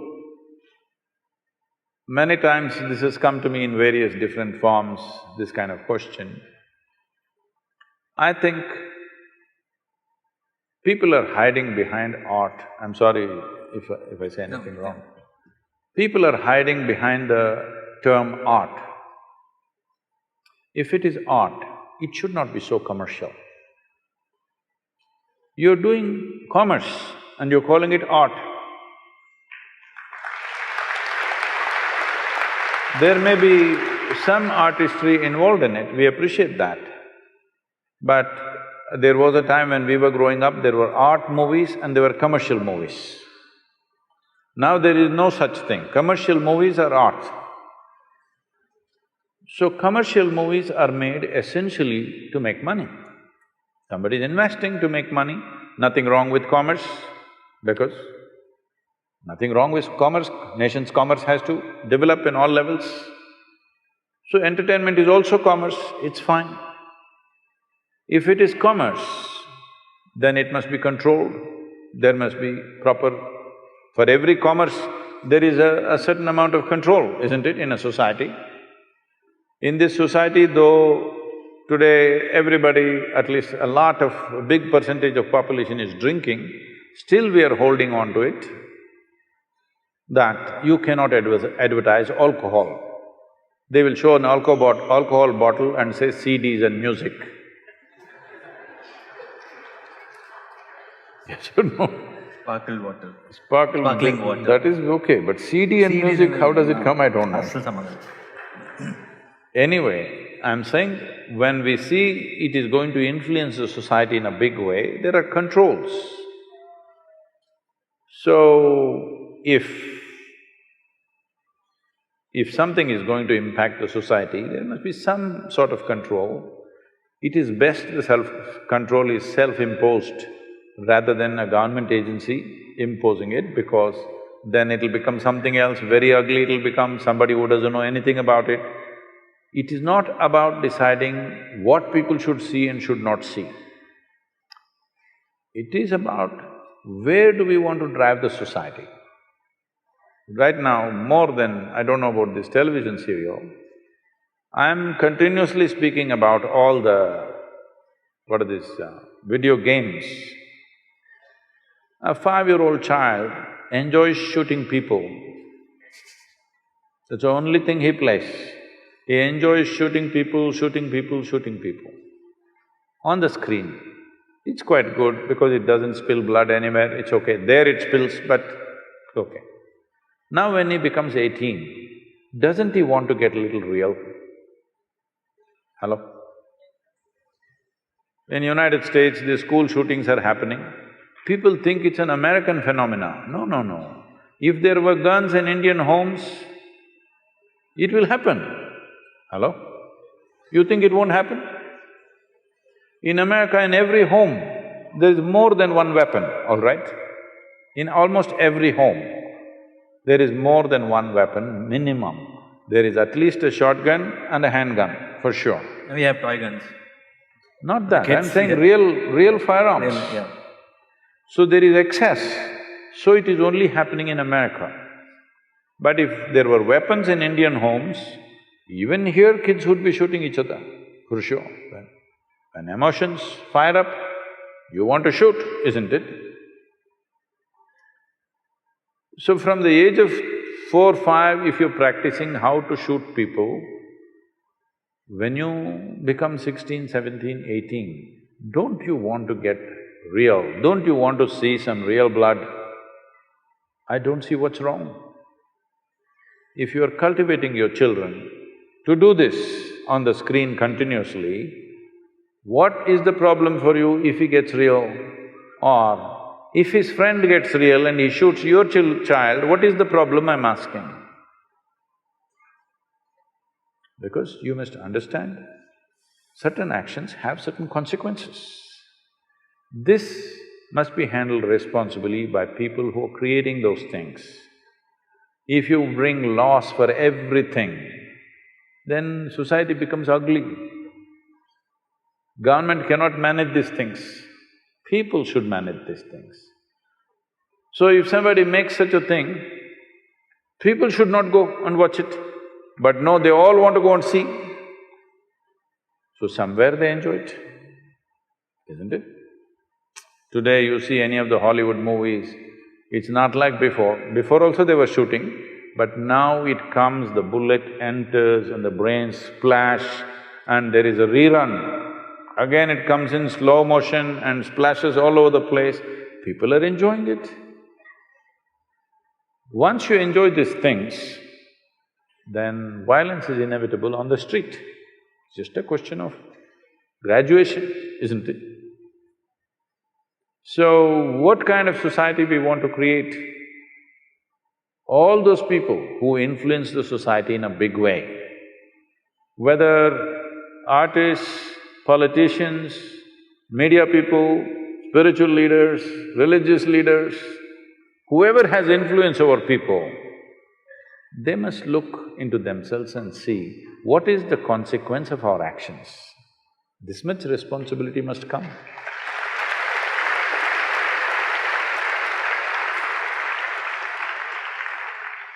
Sadhguru, here. Ooh. How did you grab the same place. microphone? Yeah. I have a question. My previous generation, my fathers are farmers, but they made me an engineer because they couldn't able to survive from their land. So the complete generation of my 5 fathers has converted to engineers or some other works. Oh. So entire farming is vanished there. I'm interested to do farming, but because of the survival problem, I came to an engineering. So how I have to overcome this process? Okay. Anyway, we would like to have a well-studied engineer, not an engineer who's converted. I don't know what that means. How do you get converted to engineering? Anyway, I understand what you're saying. See, this is a major tragedy unfolding in the country. Out of 160 million hectares of arable land in this country, 104 million hectares of land, the soil is right now labeled as distressed. That means nearly 60% of our soil is moving towards becoming uncultivable in a matter of anywhere between 15 to 40 years' time. In 40 years' time, the fertile lands that you have seen will turn into uncultivable land, maximum 40 years' time, anywhere between now to then. How does this happen? If you want the soil to be rich, before we go into that, I want you to first understand, what is sitting here as you and me is just the soil that you walk upon, it's just a piece of the planet. If the soil is weak, the food becomes weak. The food is weak, our very genetics become weak. There's substantial studies about this. So why has the soil become weak? Why such a phenomena is happening in this country? The only way you can put back organic content into the soil is by the leaves of the trees and the animal waste. Trees are gone long time ago, just to tell you to what extent. In the Ganga basin, which accounts for 25% of India's geography and 33% of India's agriculture, we have removed 92% of green cover in the last 50 years. 92%. What is our plan for this land? In Kaveri basin, which is some 83,000 square kilometers, right now we're running a campaign called Kaveri Calling. All of you must be a part of it one way or the other. In Kaveri, in the last 50 years, we have removed 87% of the green cover. So no leaves, no trees, no leaves. Animals are all traveling abroad. How will you enrich the soil? The food that you're eating is just the soil. You ate it up. What did you put back? Nothing. By throwing chemicals, you think it'll happen? Pretentious agriculture is happening. If we don't change this, whatever other aspirations we have, everything will fail. Doesn't matter what business, industry, what you develop, we'll have serious issues. People think water is the issue, water is not the issue, soil is the issue. If soil is rich, there will be enough water. The reason why agriculture is suffering is, this is one aspect. The other reason is, why at the time of independence, over 92% of Indian population was in agriculture. If you look back and see, 250 years ago, we were the largest economy on the planet. We were the biggest exporters, 33% of the world's export came from India 250 years ago. So what were we exporting? Were we exporting rice? No. Were we exporting agricultural produce? No. What were we exporting? We were exporting largely spices, more than that, textiles. Andhra Pradesh, every district has a weave of its own. Yes? Textiles was the main thing. Between 1800 and 1860, when the English decided to destroy the textiles of this nation, systematically they went about destroying it. From 1800 to 1860, our exports came down by 96%. So that doesn't happen just like that. That was done as a systematic process.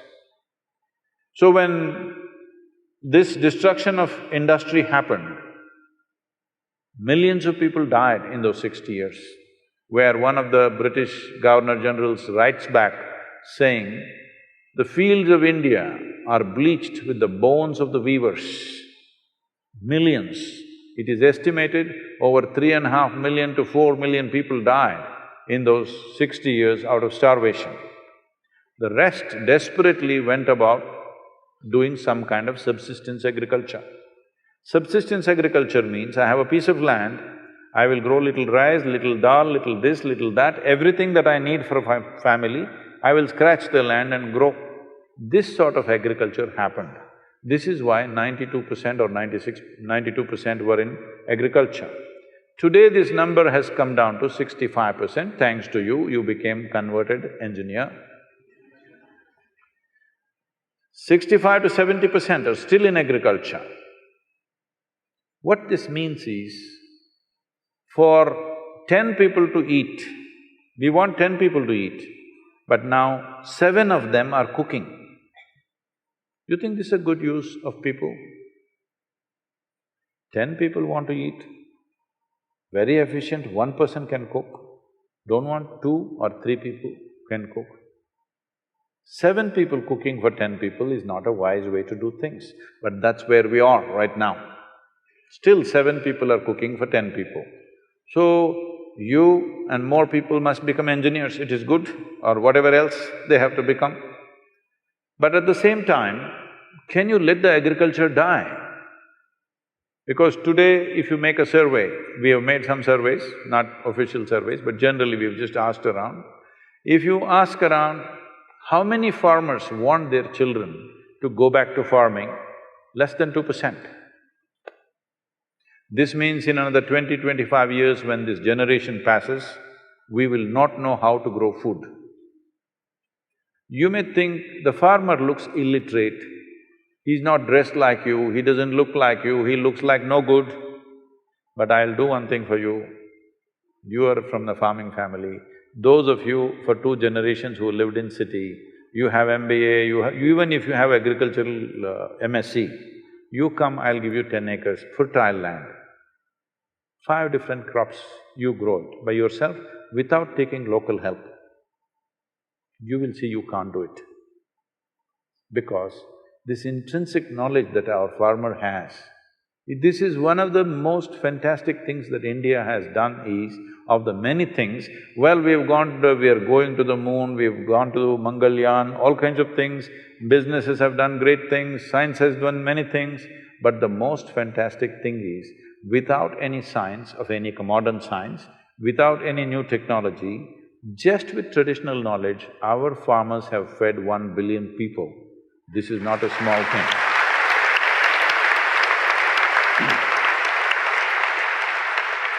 So this transition from farming to other things should not happen out of desperation, should happen as a good plan to do. Right now, one reason why farming is not succeeding is, soil is weak, so water is scarce. Another thing is, scale is too small to make it successful. The average land holding is 1 hectare, that means 2¼ acres per family is what we have. At this level of holding, whatever you do is going to be waste. Everybody is under loan, okay? Some 78% of Tamil Nadu's farmers are under debt. Because, I'll just tell you an example. A young farmer in our region, it's very fertile region. He has 3.5 acres. So I meet him and ask him, what are you doing for your water? What's your water source? He says he's put 9 bore wells. In 3.5 acres, he's put 9 bore wells. Because there are bore well companies which will come and promise, if you put it here, more water will come, if you put it there, more water will come. Everybody is hitting bore wells and bore wells. In 3.5 acres, maybe there is 1 or 2 sources or maybe there is no source of water. Because the scale is so small, everybody is putting a fence, everybody has a bore well, everybody has an electric connection. This is not going to work. We need the scale, otherwise it'll not work. Does it mean to say we have to take their land? No, for this we have worked out a system. I don't want to go into all the details in this, but this is what Rally for Rivers was about, how to integrate irrigation and marketing for the farmer so that his life can change. Now, one more big thing is, see, India, the latitudinal spread that you have from Kanyakumari to Himalayas, 12 months of the year you can crop. There are very few nations where you can grow crops 12 months of the year. From Kanyakumari to Himalayas, you can grow literally almost anything you want in the world. If we handle this land right, we can provide food for the entire world. It's possible to do that. And this is the only nation where 65 to 70% of the population knows how to do this magic of transforming mud into food. It is not a small thing. We could use that knowledge, we could use that capability, or we could make them destitute and come to cities and live in slums without any dignity, without any life to live, without any productivity, getting into crime. You become an engineer, I'm glad. Many farmers' children join crime or other kinds of things because they have no other option. So this needs to be addressed. So one of the things is, we have converted literally over 69,670 farmers in Tamil Nadu from regular farming to what is called as agroforestry, their incomes have gone up 5 to 10 times in a matter of 8 to 10 years. This is what we are calling as the Kaveri calling for the Kaveri belt… basin area, because if you do this, we want to convert 1/3 of the Kaveri basin into agroforestry. If you do this, the 46% depletion that's happened in the river waters will come back. River will flow once again, farmers will be rich and well-to-do, all this debt that is there in the banks will not happen because farmer will be rich by his own resource. This has to be done in a planned way, we must execute this. Otherwise, this nation is sitting on too many problems and too many possibilities also. But to convert problems into possibilities, every citizen has to stand up and do what needs to be done.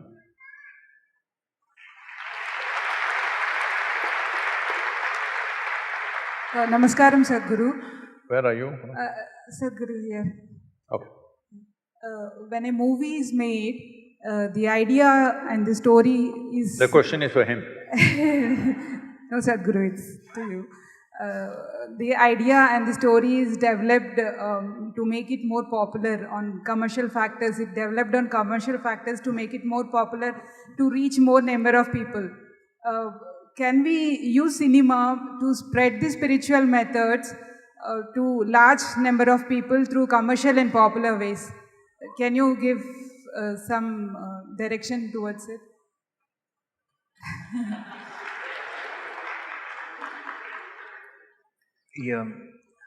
దీని మీద cinema తెచ్చా అంటున్నారా ఇలాంటి? To spread the spiritual methods, yes. Yeah. I mean, how do we use cinema to take the spiritual methods more to the… make it more popular? తీయచ్చండి, బ్రహ్మాండం తీయచ్చు, but set expectation ఉండకూడదు. ఈ వీకెండ్కి ఎంత కలెక్ట్ చేయాలి అలాంటివన్నీ పెట్టుకోకూడదు. బ్రహ్మాండం తీయచ్చు, బట్ తర్వాత కలెక్షన్స్ మాట్లాడుకోకూడదు అంతే. తీయచ్చు సినిమా అంటున్నాను, బట్ అది దాని రీచ్ ఏంటి, లేదంటే కొంచెం పేషెన్స్ ఉండాలి, నిజంగా జనంలోకి వెళ్ళాలి, అందరూ రావాలంటే. బట్ సినిమా అంటే ఒక కథలాగా చెప్పాలనుకుంటున్నారా? అది చేయొచ్చు, కానీ నేను చాలా చాలా మంచి విషయాలు అప్పుడప్పుడు దూరుస్తుంటాం సినిమాల్లోకి, కొన్నిసార్లు కుదరదు. Sadhguru, can you give some direction on this? మీరే ఇవ్వాలి. He is the director, he is the actor. Okay, anyway. See, cinema means you're thinking in terms of the big screen. Well, it's not that it's not a possibility. The question is, who will go and watch it? It has to be commercially successful. Commercial success means people watched it, all right? This happened. This is about 10 years ago maybe now. I was in United States and I was talking to somebody who's some kind of an expert on internet affairs. So, I never get to go on the net and browse this and that. I never have the time to do those things. So I asked him, what are people looking for? Everybody is looking at their screen, what are they looking for? Very casually, very casually, as a matter of fact, he said, Sadhguru, about 70% of the data is pornography. I said, what? He said, yes. I said, I don't want to believe this kind of nonsense. 70%, is it pornography? It's not possible. Then I checked with a few other people, they all say, yeah, it's around that much, maybe 65, 70, something. And what else are they using this for? There are many other things, drug sales, arms sales, all kinds. More than anything, what really kind of brought disgust to me was 1.6 million children below 15 years of age are sold on the internet every year. When we sell our children, as human beings, we've hit the bottom. There's no further down to go. Huh? When we start selling our children to be used in all kinds of slavery, this means we've hit the very bottom, there's no further place to go, isn't it? That is when I decided, then let me get on the net. So in the last 10 years, we've run a campaign that many of you in the upper regions might have suffered this. Even if you're watching pornography, in between, Sadhguru appears, inner engineering.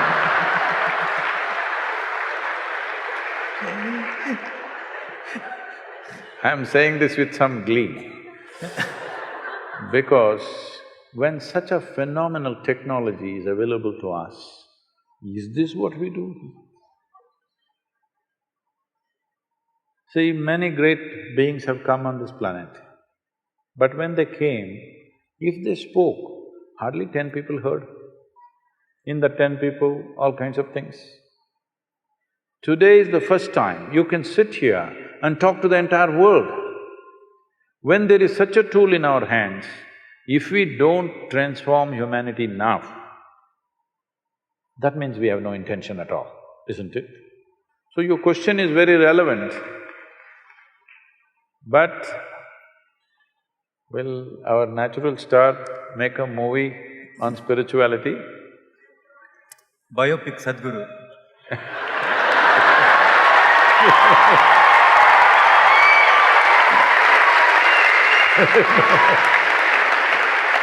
Last సినిమాలో ఉన్న ఆఖరి షాట్లో ఆయన guest appearance అలా pass అవుతారు frame. ఓకేనా? So, it definitely, every medium that we have, not necessarily a spiritual process, every medium that we have of communication must be used to transform human beings, because that's the only problem that you have on this planet, human beings. There is no other problem. Hello? Yes or no? That's the only problem.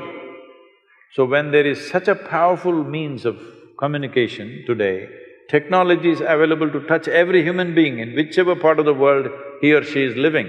When this possibility is there, this is the time to transform humanity.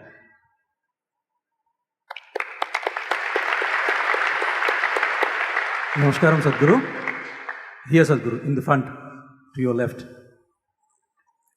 Namaskaram. Sadhguru, I would like to know how realized beings, only some of them become gods and others don't. Is there any science behind it, or do they come with any predetermined… No, they just life? have to die.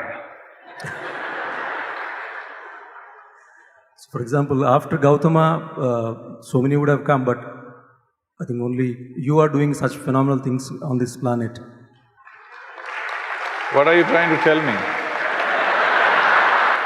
I'm saying only you, you are likely to be the next god, but then already you are a god now. But I'm saying, why only you? For example, in these 30 years, so many disciples, so many people you have cultivated. Would you make one of them as capable as you? In the days to come, in the years to come, can we see one of your disciples as Sadhguru?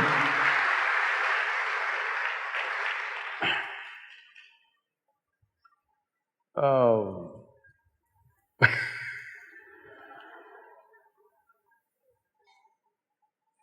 Gautama became a Buddha, did not become a god.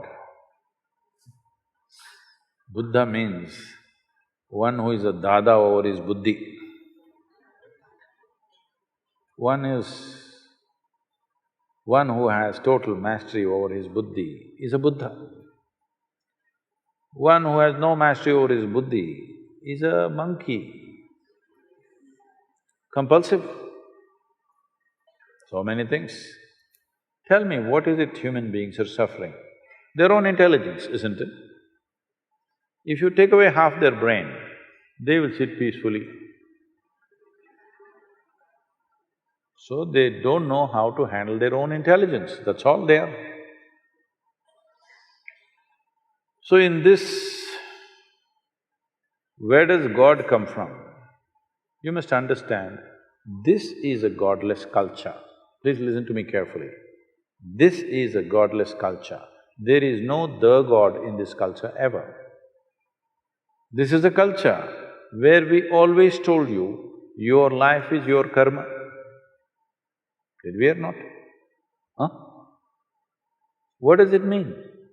Karma means action. When you say, my life is my karma, It means you are saying, my life is my making, whether I'm making it unconsciously or consciously. This is not a culture to look up, this is a culture to look in. This is not a culture where you want to go and sit in God's lap. Here, this is a culture which does not value God more than freedom, because mukti was our highest goal, moksha was our highest goal, not God, isn't it? Now, imported ideas you've got, see, they all know what is God, what is heaven, the geography of heaven, they know the entire details.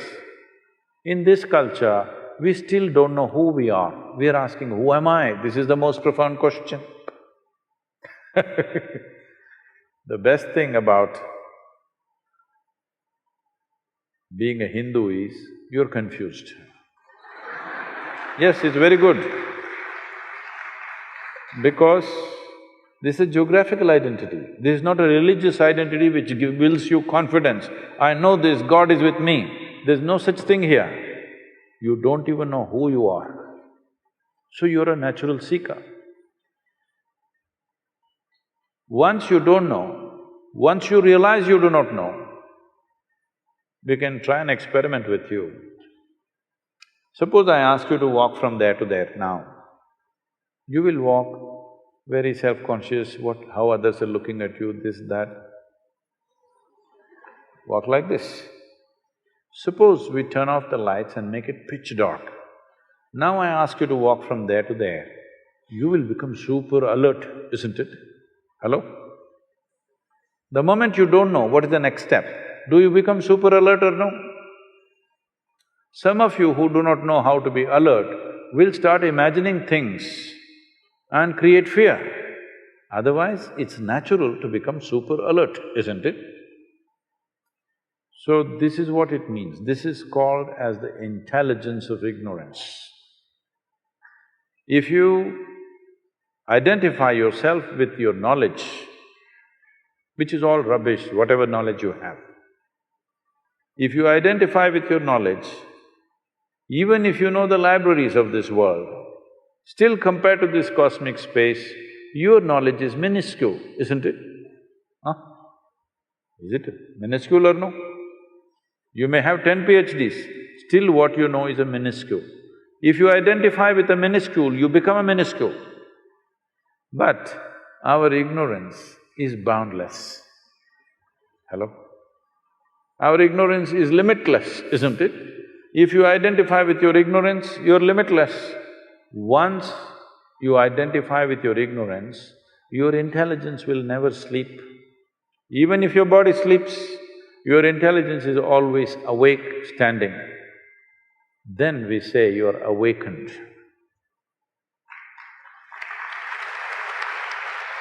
So, in this culture, because it's a godless culture, when we find a human being who is accomplished in a way that you cannot believe a human being can do these things, then we say he's a deva or he's a deity.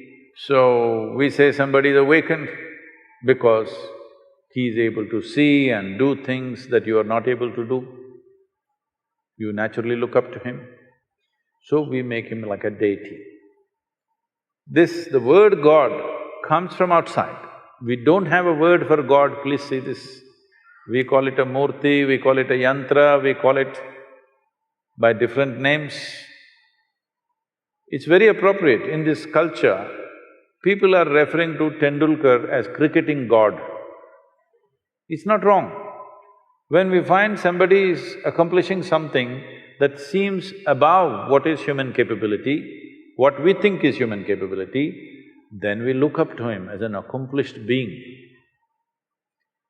There are words for this, but now because we've gotten into Western ways and we are speaking an English language, we are using the word God. Otherwise, we called him a Mahatma, we called him a Mahanubhava, these kind of words, just to say it is an extraordinary being. And that extraordinary being became the aspiration of everybody else in that society. Out of our love, out of our respect, we may put some flowers, we may do something, but you must understand, we are aspiring to be like him. We are not there to go and sit on his lap in heaven. This is not the aspiration in this culture. Always the aspiration is this. You must understand, this is something that's all gone crazy now. There is no worship here.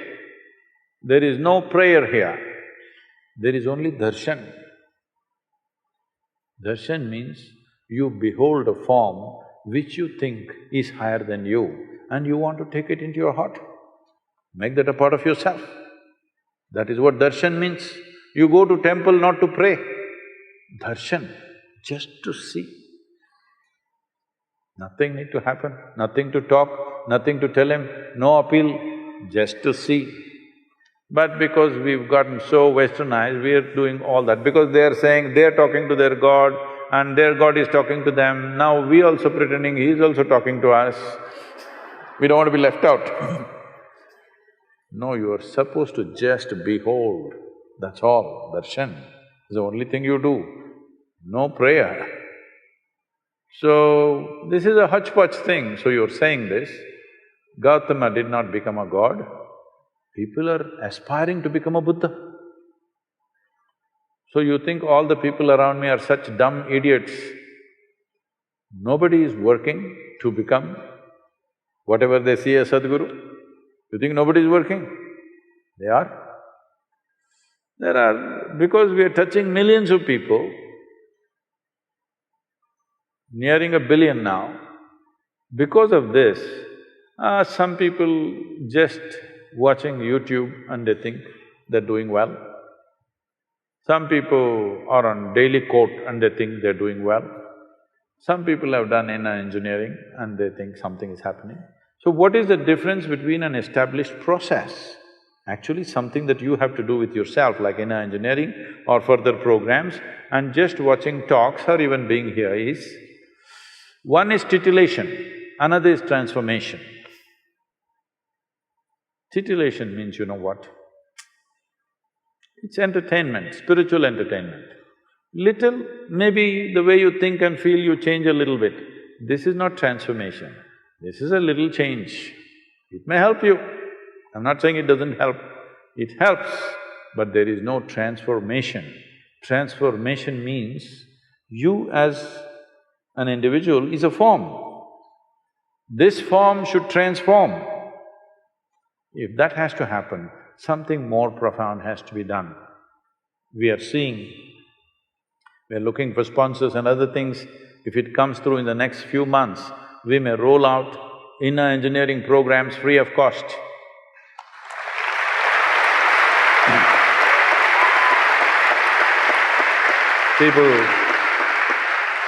People are telling me, Sadhguru, you will have to file for bankruptcy. Such a thing will not happen. I'm sure people have enough sense when they see some value, they will respond in their own way and contribute in their own way to keep it going for others. So, we will make it like this, for you it is free. If you want another person to take it, pay something for the costs.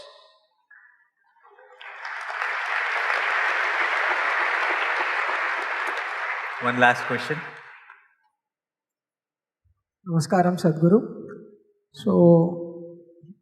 So we have an Indian tradition of like going to priest for a baby's name. So, and also when people start believing in some other religion, they change their name. So I have this question that has a person's name, like does a person's name have an influence on what he becomes?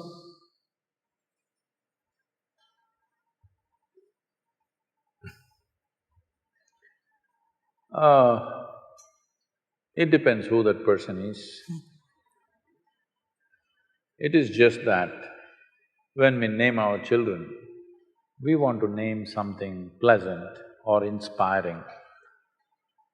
The official name we want it to be inspiring, The pet name at home, we want it to be pleasant and sweet. This is a natural thing. Why we want it to be inspiring is, when we utter, anybody who utters his or her name should feel something. Because your name has not only impact on you, it has impact on others because they are the people who say the name most of the time, not you. You don't go on chanting your name, it's the other people who say the name. So it must have a good impact on them when they utter the name. There is something called as sound. There is sound? Hello? The existence has sound. Words are created by us.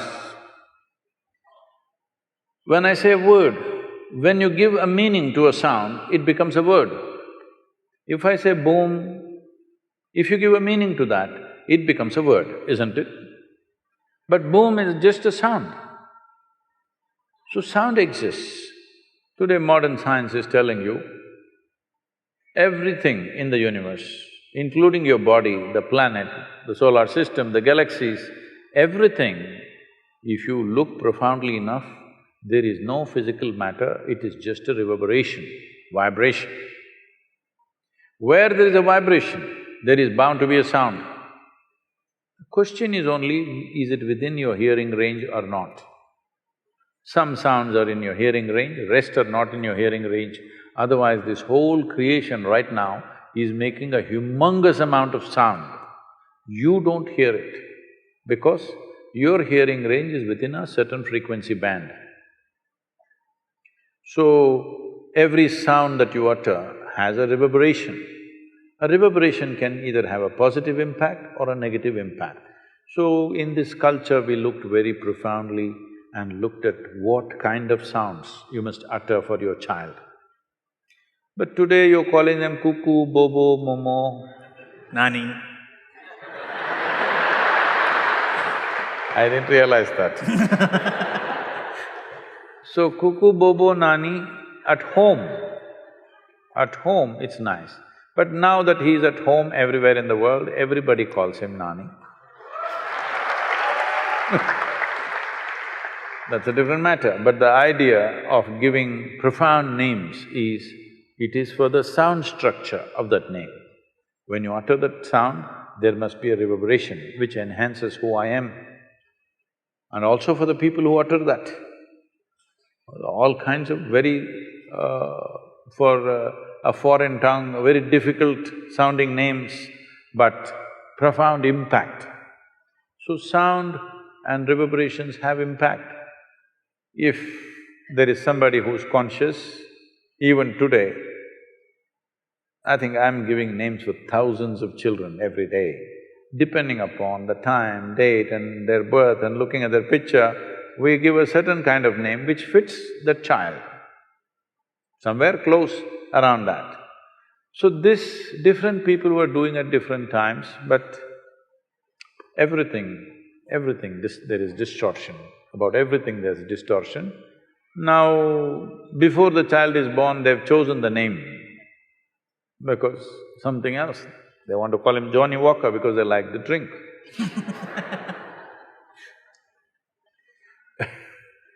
So, times are changing, but the existence has not changed.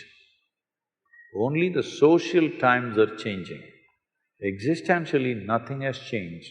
Reverberations are reverberations. What has impact on you has impact on you. Positive impact, negative impact is there in the world. Is it a deciding factor? No. You can have any kind of name and still live well. But we are trying to use every kind of support that we have, why not? Every little support becomes valuable when difficult times come, isn't it? If your name is Shiva, every day we have to utter the name Shiva, Shiva, Shiva. Even if we are not thinking of that one, just looking at you, we are saying Shiva. Even our dogs were named like this. Only today, because of the English people, lot of people think in every family I see, it's just crazy. They have all Indian names, but the dogs have always foreign names. This is because This whole having a dog as a pet came from the English people because they were feeling lonely away from their homes. They loved their dog, cuckoo, bobo, momo, momo, all that. We had dogs, cows, animals in the house. I have one, Guruji. His name is Subramanyam. It's a beagle, Subbu. I did a film called Everyday Subramanyam, so we named him Subramanyam. Subramanyam is a good name for him. So we named everything like that because we have to utter it every day. One way or the other, we somehow utter sounds which are beneficial to us. Thank you very much.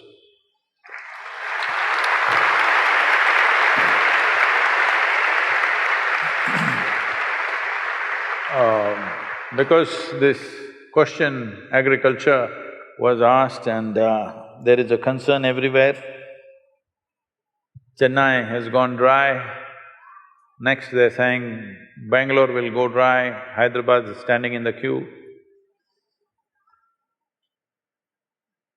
I want all of you who are here today, if you're a concerned citizen of this country, in some way please participate in Kaveri Calling. We will give out a call how to participate.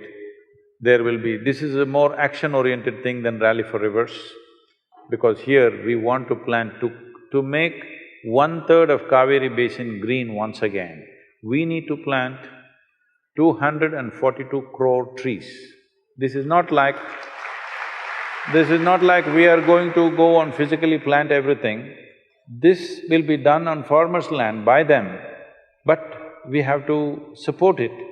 So we are looking at raising super large nurseries. Right now, we have over 24 nurseries across Tamil Nadu. Now we are seeing how to build these nurseries in Karnataka also. So there is room, we will start a campaign, at least plant 1 tree for each one of you. If you're four people in the family, plant 4 trees.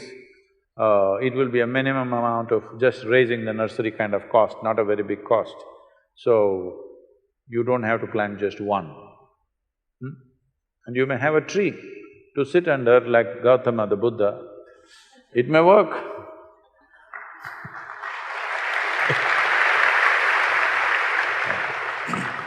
Thank you very much. Concluding… If you want to say something, please. I just wanted to say, I just told few of my friends that I'm going to meet Sadhguru.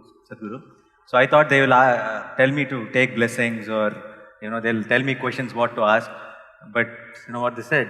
They said, give him a hug, man, they said. You are cool, sir. This is a trick. No. It's a trick. No, it is not a trick.